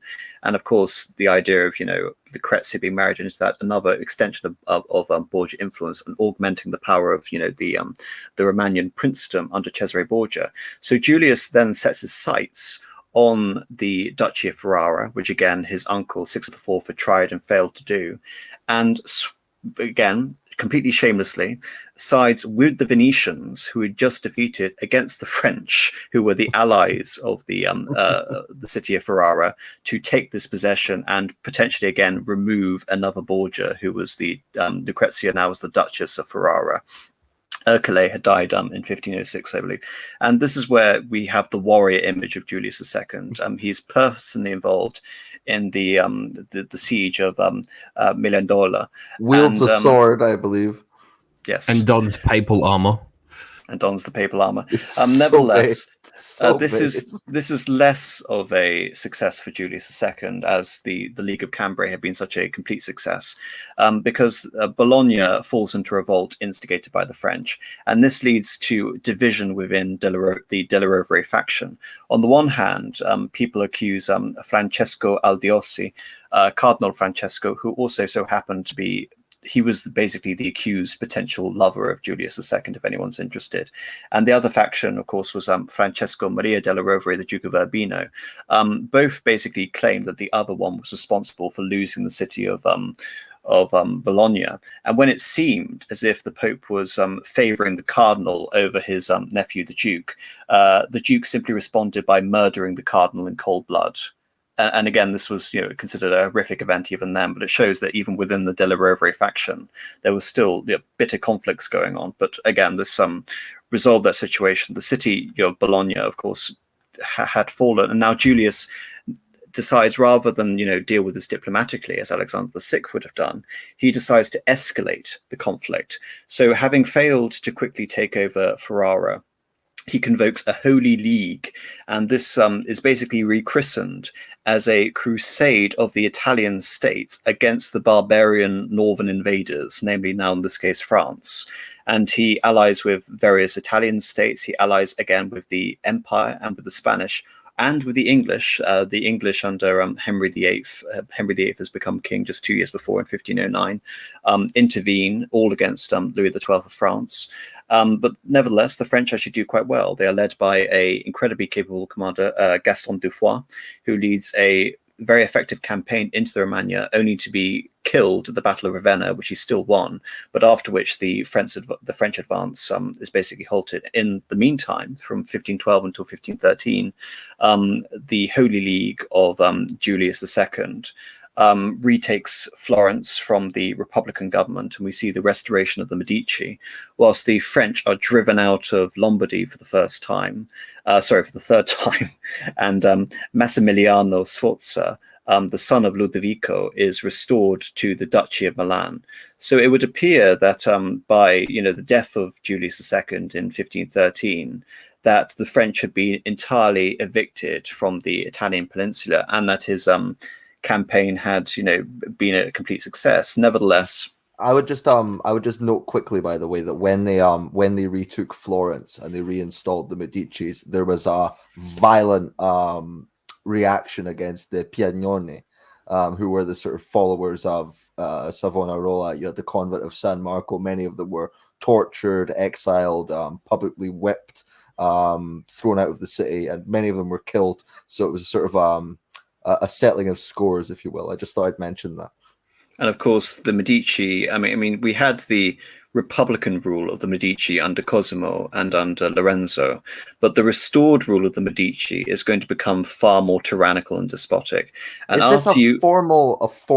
Are they formally the dukes, or are they still sort of? You have the lords of Florence, and under essentially you have the main branch of the Medici, who are the descendants of Cosimo, and of course they die out. And in the 1520s, I believe, a distant branch of the Medici family under Duke Cosimo seizes control, conquers the Republic of Siena, and is elevated to Grand Duke of Tuscany. So it is a different branch of the Medici later on who will claim the Grand Ducal title. But yes, this is the removing all trappings of republicanism from the Florentine constitution. Because they were already weren't they also rulers in Urbino? Because I know that the Medici. No, the Della Roveres were rulers in Urbino, with the brief exception where the Leo X had kicked out Della Rovere for 5 years, only for Della Rovere to return after Leo X died. Oh, I see. I get a bit confused because I was reading I think it was Machiavelli's The Prince was dedicated to one of the Medicis, who was Yes, apparently it was the ruler of dedicated to a Urbino. younger Lorenzo. Ah, of course, yes. That makes Yes. sense, yeah. Wonderful. So just to quickly summarize, I think, in addition to Julius II, you also have to mention that, Julius II is, of course, responsible for Michelangelo's patronage of the Sistine Chapel, even though, Michelangelo had also been patronized by Alexander VI in addition to Raphael. And he's also responsible.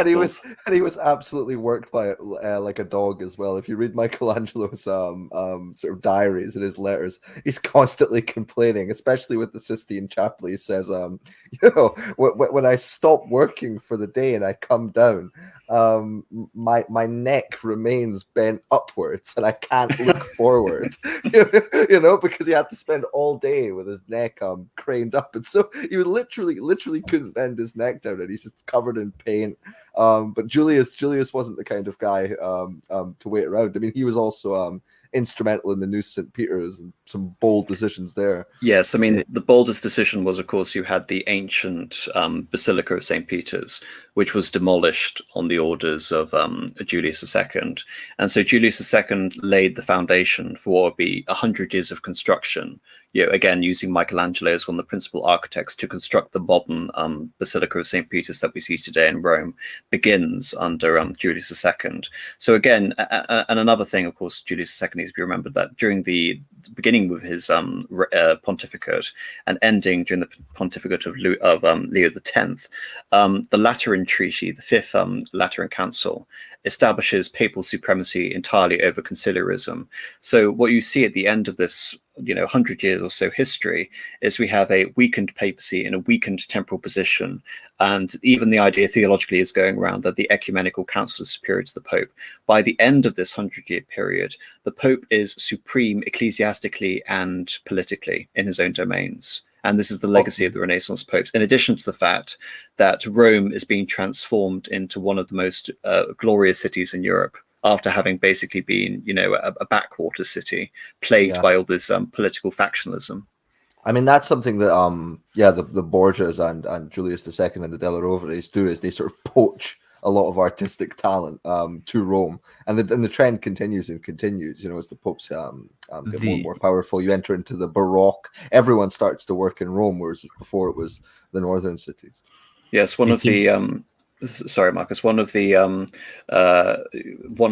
cardinals which had been appointed by Alexander VI was the brother of Alexander VI's famous mistress, Julia Farnese. Alessandro Farnese, and Alessandro Farnese, through this patronage of Alexander VI, becomes Paul III and the convoker of the Council of Trent, and one of the most effective of these popes. So again, all beginning with this nepotism from the House of Borgia, and this relationship between Alexander and Julia Farnese. But wouldn't you say that the recovery of the Pope's authority that had been lost with this move towards conciliarism, they recovered it great, and we might say like I said, the treaty ends. The Lateran Treaty concludes in 1517, and that council was concluded the same year as the Reformation. So again, the Papal States has reclaimed its supremacy, yet at the same time it's given Luther his arguments for dismantling the unity of Catholicism. So yes, I mean, it is basically an interesting trade-off, so to speak, but we'll get more into that when we talk about the Reformation. So just to summarize the conclusion of this war, with the death of Julius II, Leo X Medici is elected as the Pope, and the French and the Venetians form an alliance against the force of the empire and their Swiss allies. And of course, in 1515, Louis XII dies, and he is now succeeded by his distant cousin, Francis, through the ancient French Salic law.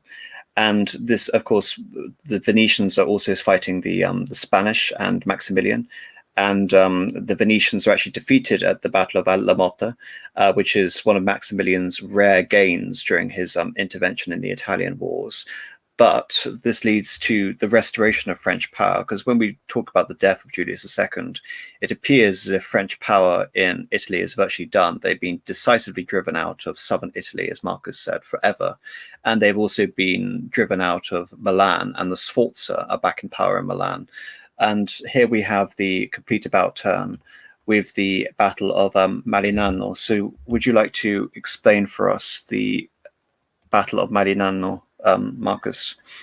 I must confess, this was the extent to which my notes reached. I didn't actually manage to get to Marignano that well. However, I did have a read of it before we started. And as you say, this seems to be the recovery of the French position, or at least rather them not being completely evicted. Because for anyone who actually does know history, the French sort of remain to some degree intertwined in North Italian politics, for centuries afterwards, like even up until the Napoleonic period, for instance. Napoleon makes his name in northern France. So this battle here sort of ensures that the French have some remaining interest in northern Italian politics. And also, you did describe how the League of Cambrai and the situation between the leapfrogging allegiances is quite amusing, to say the least. So, with this battle having taken place, I think it's September 1515, you are at the final stage of the alliance. So, on one hand, you have the French in alliance with the Venetians and the Duchy of Ferrara, who the Duchy of Ferrara actually remained the only power that stays on the French side the entire time, and on the same side of the conflict with France. And then Venice actually joins them, and they're fighting the combined forces of the Papal States, Spain, the Holy Roman Empire, England, Duchy of Milan, and the Swiss Confederacy. So everyone's joining the fun. Yes, just to point out, because it's something I haven't really alluded to. Talk about Machiavellian mercenaries. Julius II almost relied exclusively on the use of mercenaries, and he relied on Swiss mercenaries in particular. Swiss mercenaries were essentially the effective tools of most of his campaigns. And by this stage, it is no longer even the use of Swiss mercenaries, but now the actual Swiss Confederacy is organized essentially against the French. So that's just an important point to note in terms of the composition of the armies of Leo X and of the imperial sort of League faction in particular against the French and the forces of Ferrara. And definitely throughout the previous decades, the Swiss themselves had actually made a name for themselves as a very very proficient mercenary force. As we would see later, the Swiss would become the bodyguard of both the Pope and of the French monarchy. The French up until the French Revolution. So the Swiss were definitely a force to be reckoned with. But in the particular instance of Marignano, the Battle of Marignano, you have the French and the Venetians that have forces against the Milanese and the Swiss Confederacy, and surprisingly, well, not surprisingly, but the French here managed to actually array a relatively strong force. In prior battles, we've spoken of French having a strength of approximately 8,000 here, 10,000 there. It's been, considering their proximity away from France, their fighting strength isn't that particularly strong. Whereas here, closer to France, in the north of Italy, the French have 30,000 men at their disposal, and the Venetians are reinforcing them with about 10,000, even though not a great many of the Venetians actually engage. And then on the Swiss/Milanese side, you have 22,000 men and a very small sort of token force of 200 cavalry, so about sort of 22,200 men. What's actually interesting, though, is there's one Gian Giacomo Trivulzio. He's a condottiere. He actually fights with the French. We were talking about we started this off with the Battle of Fornovo, which occurs in 1495, and the old man is back. Giacomo Trivulzio is actually here fighting alongside the French at the very end of the war as well. And he was the one who said that compared to all previous battles, all previous battles have been child's play compared to Marignano. I think that was Trivulzio who was quoted as saying that as well. Well, because Marignano, of all these battles, I mean, like for instance, both in their own way, Garliano and the previous battle, I've just gone blank.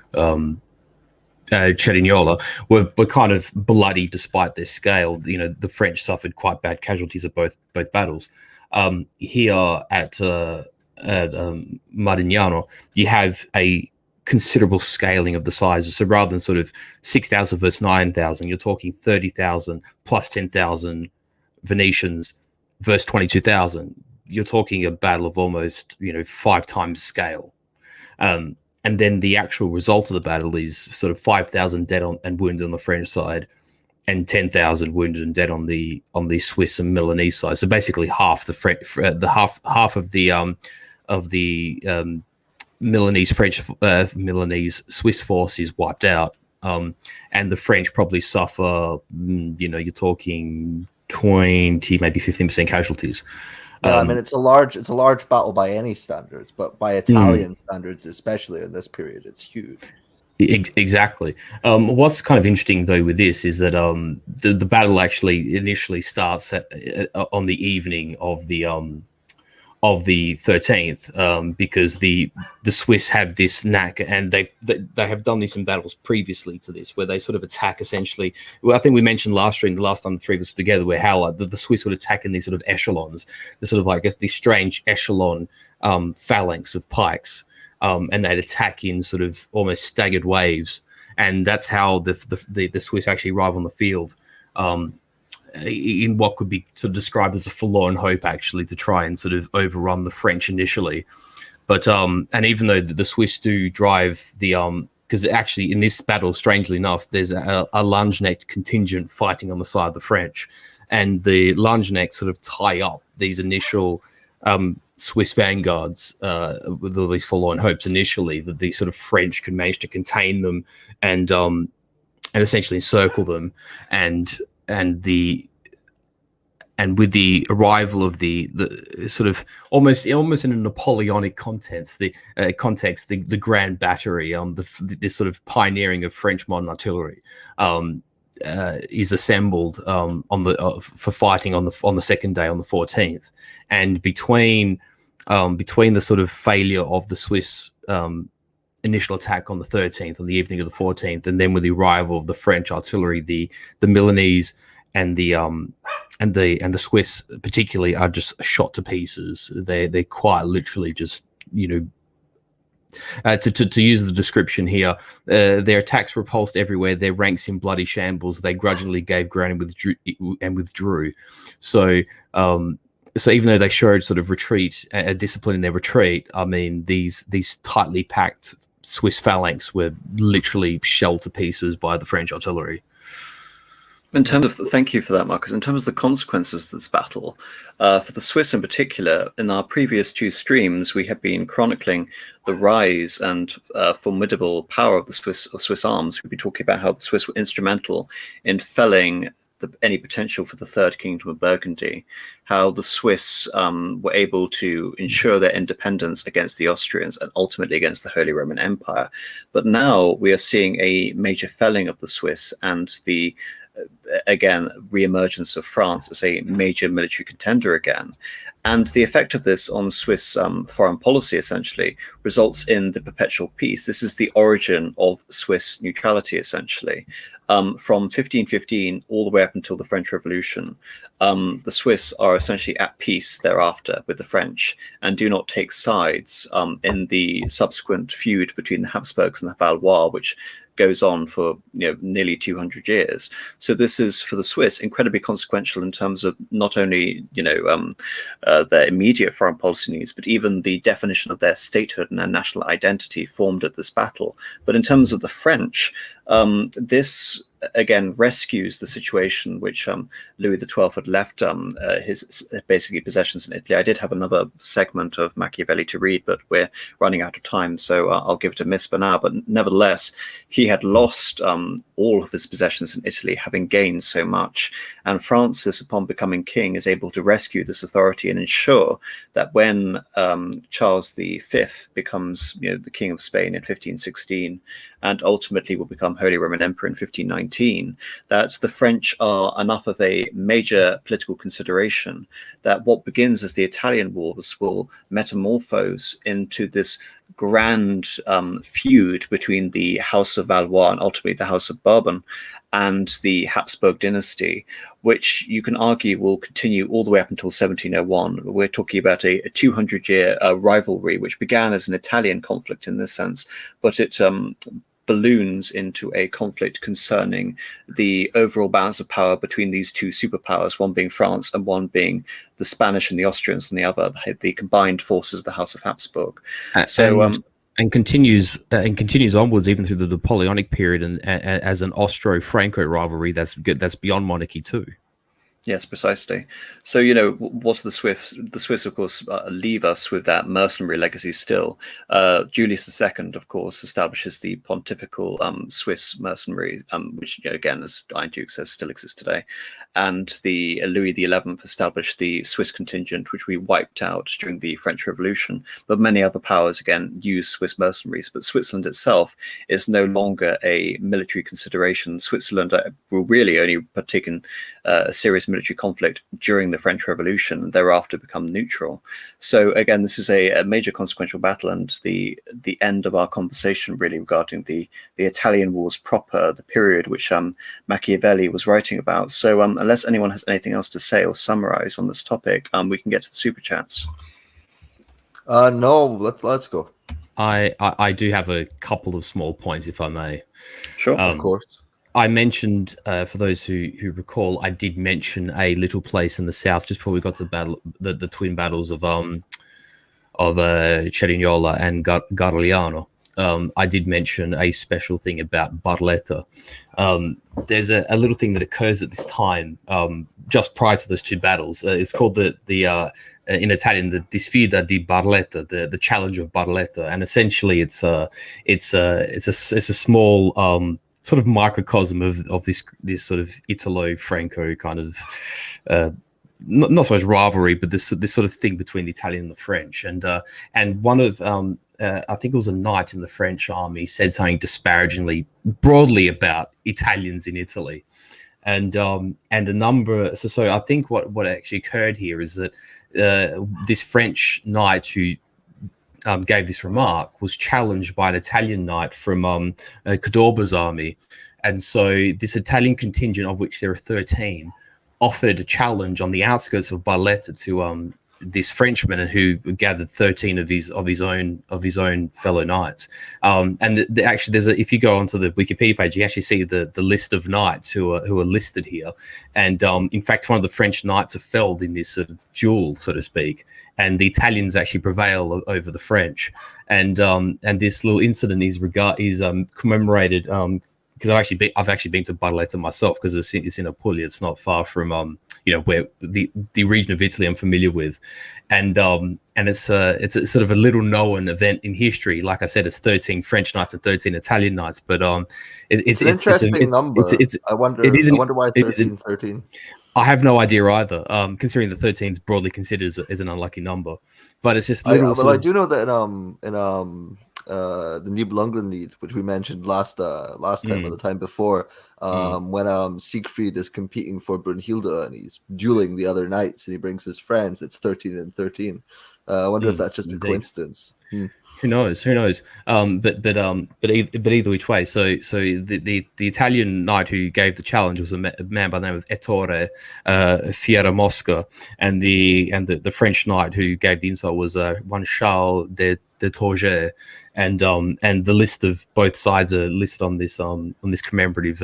It's actually like a monument with a plaque on it. It's actually quite interesting. So if in a time we can travel again and the world sort of half goes to normal, I suggest if you're in the south of Italy, go to Barletta. It's quite interesting. Only in Italy would they commemorate a gang fight in the streets. a civilized duel between knights, my friend.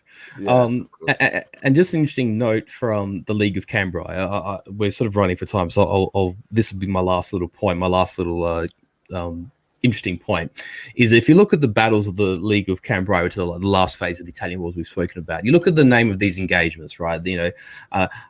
Agnadello, Padua, Polesella, Mirandola, Brescia, Ravenna. They're all Italian sort of place names. A couple of French ones, actually, but they're mostly sort of Dijon, whatever. And then there's a battle of Flodden Field, which is a tiny engagement that occurs. We can't talk about Flonfield. No, I'm surprised Columba didn't bring this up somehow. Well, we try and avoid it. You see. Well, he didn't, because it's an undignified Scottish defeat where, even though they outnumbered the English 30,000 to 26,000, the English lose a paltry 1,500, and the Scots lose anywhere from 5,000 to 15,000 men. So this sort of interesting skirmish far away from this battlefield in north of Italy occurs on the very periphery of Northumbria, on the borderlands of the Scottish lowlands. It was not our finest moment. It's something I never knew about until I read about this, and I sort of chuckled to myself and thought, "Oh, poor Columba's going to cop it." Yes, well, not to mention that James IV also died at that battle, and it was actually Catherine of Aragon who was the regent while Henry was off in Flanders fighting. So, good on Catherine of Aragon. She brought back his head, I think. Yeah, great. On to the super chats. I'll spare Columba any further humiliation. John Boy for 10. My work is done. A woman. Sending the super chat on the instructions of AM, the one authority to which I bend the knee. All right, John Boy. I'm not sure why you would bend the knee to me of all people, but there you go. Bolero 393 for $5. Thank you very much. Another great stream. Please accept these florins as a token of appreciation. Well, thank you very much. Lady of Shalott for £4.49. Of all the noble families, the Borgias stand out as being infamous and steeped in immorality. Is this unfair and inaccurate, and is it wholly deserved? I think we've said essentially that it is not wholly undeserved. I mean, they were, by the objective standards of the church, in total violation, especially Rodrigo, who had many children and legitimized them as such, despite advocating others uphold clerical celibacy. Nevertheless, I don't believe the Borgias were in any way more immoral than other families. In fact, if you compare the actions of Giangalazzo of Sforza and Ferdinand of Trastamara, I think you'll find that the Borgias are tame by comparison to what the other Italian families were doing at this time. That story you told about the mummified corpses at the table. Yes, the Museum of Mummies. I'm sorry. I mean, but also the great thing about the Borgias is that I can understand what they're doing. I mean, Cesare Borgia doesn't commit atrocities unless in the vein of a Machiavelli. It serves a very tangible political strategic purpose. He doesn't commit random atrocities. He's not cruel for the sake of being cruel, as many of the noble houses we've been, demonstrating have expressed. And everything that the Borgias did, the Della Roveres did before them, essentially. I mean, Sixtus IV basically tried to do the exact same thing with Girolamo Riario, except they failed, essentially, whereas Cesare Borgia would have succeeded in that position, essentially. So view this as a incredibly long conflict between, Julius II trying to rubbish the legacy of his predecessor, despite the fact that his own legacy was built upon the success of Alexander VI and Cesare Borgia. Otherwise, the incredibly ambitious scope of Julius II's foreign policy vis-a-vis the expansion of the Papal States and assuming a dominant position in Italy would have been impossible. And this itself was, a continuation of the foresighted policies of the popes going back to Nicholas V. Yeah. Oh, one might call Julius II something of an ingrate, considering the fact that he benefited from his predecessor and then sort of did a 180 and kicked him in the shin. Well, it kind of, to me, I think the closest comparison to it is probably Diocletian and Aurelian. Because Diocletian did everything in his power to try and present himself as the restorer of authority after the collapse and the bedlam of the crisis of the 3rd century.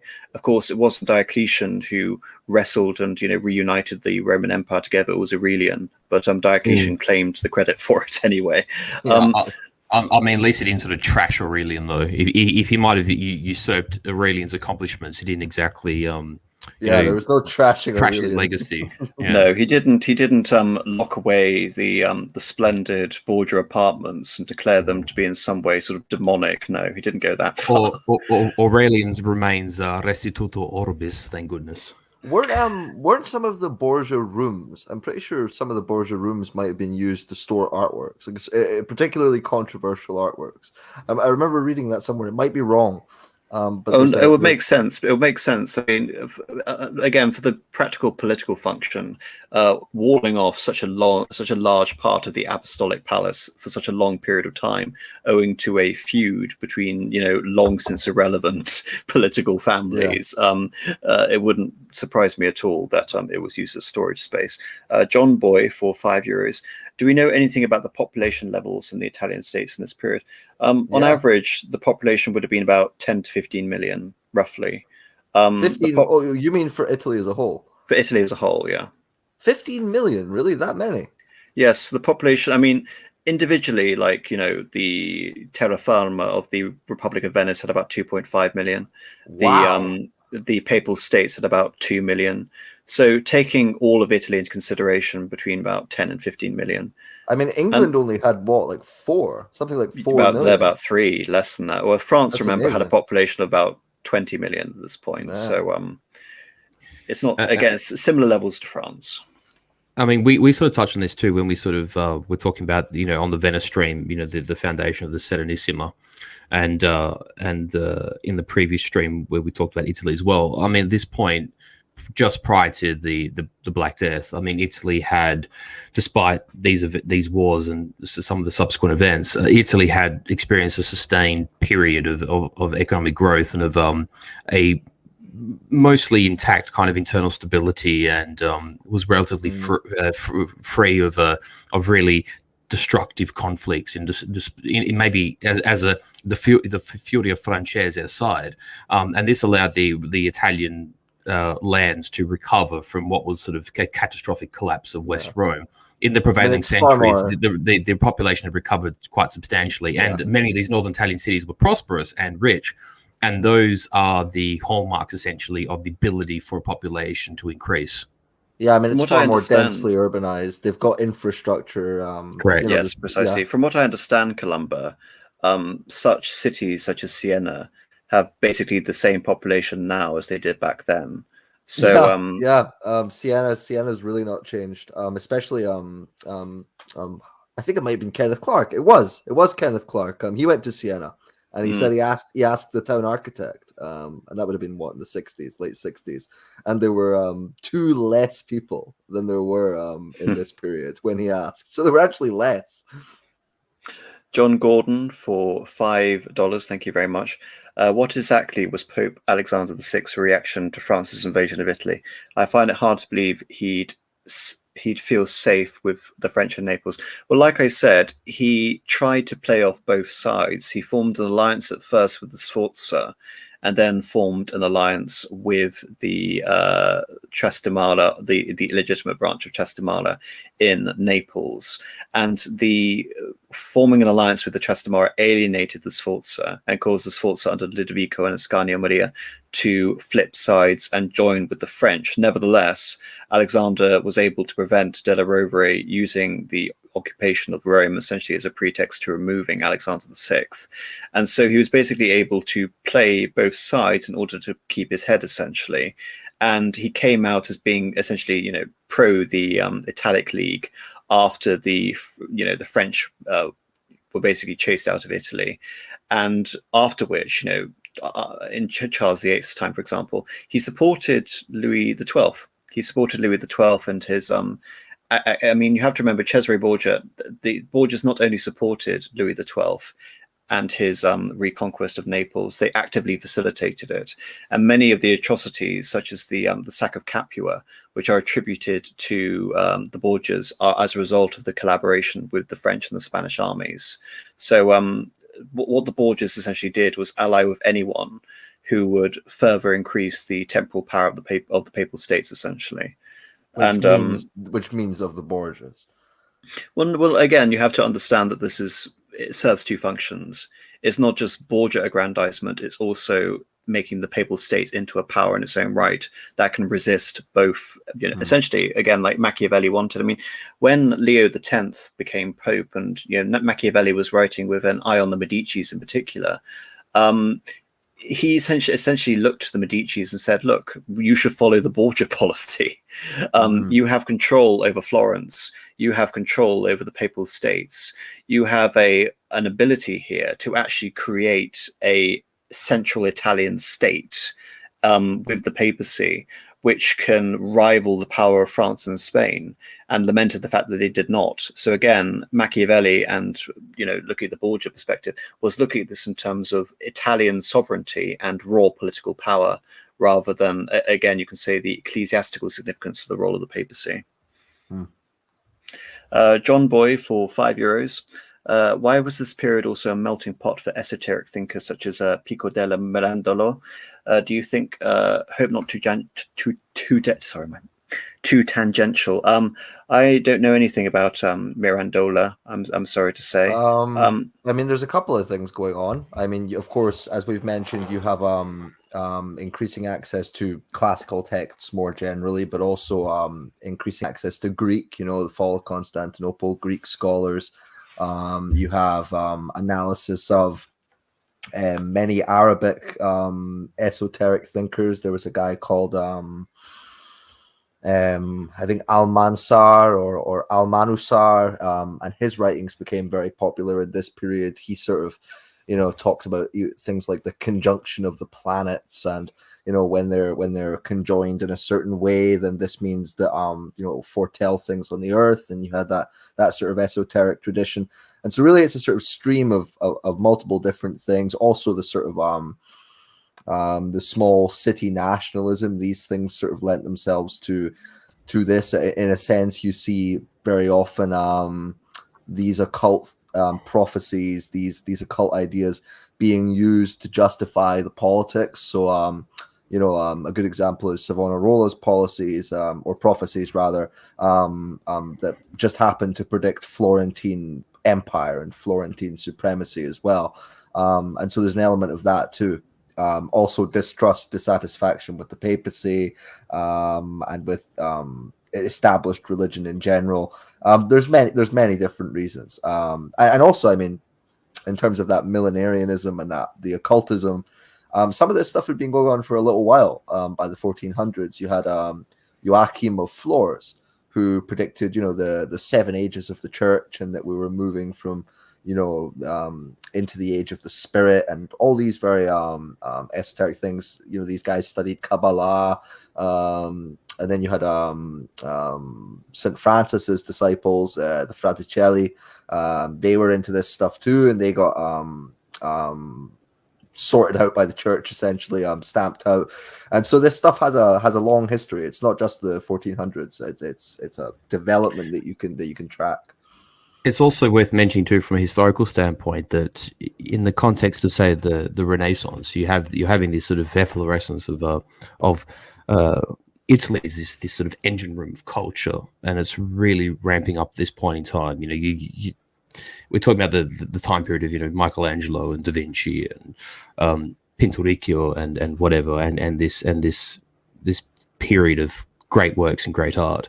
At the same time, with the fall of Constantinople in 1453 and of the Morea and Trebizond in 1461, this flooding west of these learned Greek men who are fleeing the Ottomans and take up residence in Italy, and so this is sort of fueling that this cultural regeneration and cultural efflorescence further, and are bringing with them some of the lost texts that were sort of gathering dust in the academies and the libraries of Thessalonica and Mistras and obviously Constantinople, and this finds its way to Italy. So there's that impact as well. But conversely, and I sort of mentioned this earlier when I mentioned the notion of campanalismo and this sort of culture of these independent Italian states having fierce rivalry with each other, is that, and Machiavelli obviously sort of, this is a part of the angle of his writing, is that you don't have a unification. You have a language, you have a people. There's a notion of what Italy is geographically and what Italian culture is and what the Italian people are.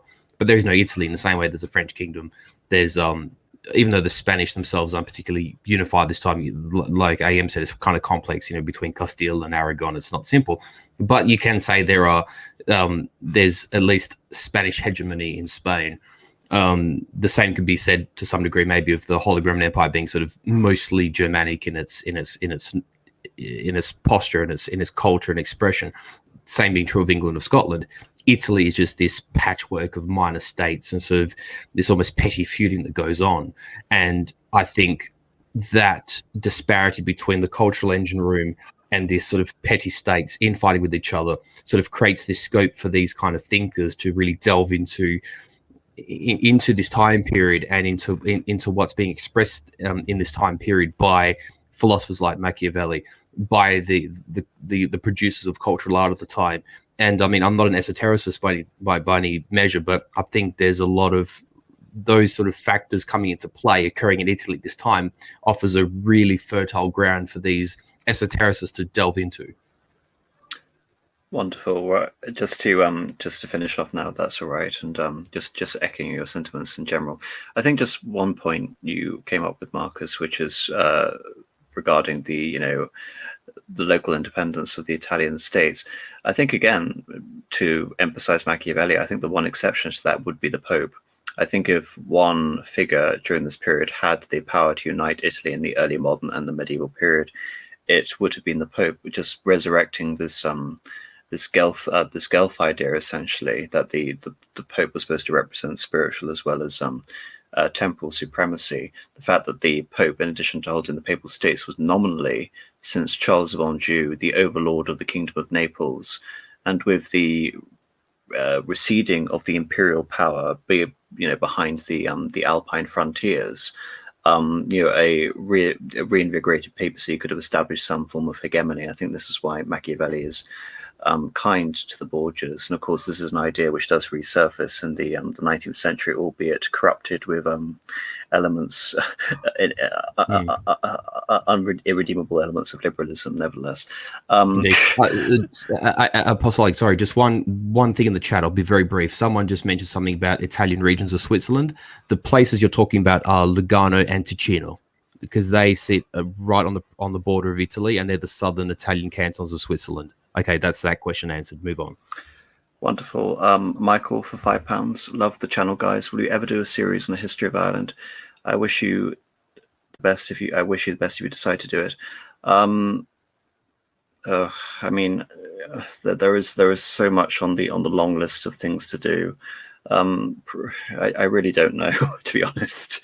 I mean, I'm supposed to be doing a history of England after this series. We've got the Austrian series. We've got our our autocracy, orthodoxy, nationality series, and we've got other series down the line, like possibly doing a history of East Asia, Japan, China, Korea, etc. So possibly, but I make no promises as to when that'll be. But thank you nevertheless for the super chat. 99 Iron Duke for $5 Thank you very much. Great stream as always, gentlemen. Sorry I missed the start, but I was doing an Agincourt day stream myself. All right, well, everyone go and check out yes, chill Agincourt stream. Of course, we could have, if I were more organized that we did our 100 Years War stream on a certain date. Nevertheless, these things are booked way in advance, and I would have to sort of reorganize everything. So alas, go and check out Iron Duke's channel. Anyway, thank you very much for the super chats, and I think this is a matter of getting to the shilling now. So anything that you two want to shill? I have nothing to shill this week. I have nothing to shill either. I'm just glad I didn't fall asleep before the stream. So yeah, it's been a long day. Yeah. Right. But all's good, I suppose, until next week. So yeah. All good. Well, thank you very much. Just a reminder to like and leave a comment. Thank you very much. If you like this content, do consider subscribing. And if you really like this content, do consider patronizing this channel through Subscribestar. The link is in the description. Once more, thank you to all my wonderful patrons over on Subscribestar. Thank you all very much for watching. Thank you to my wonderful guests. And I will see you next Monday when we talk about Mehmet II, the Turkish Caesar. Good night. Yes, come and listen to Marcus cry. Oh dear. Good night, everyone. Take care, and Benedetto. Good night.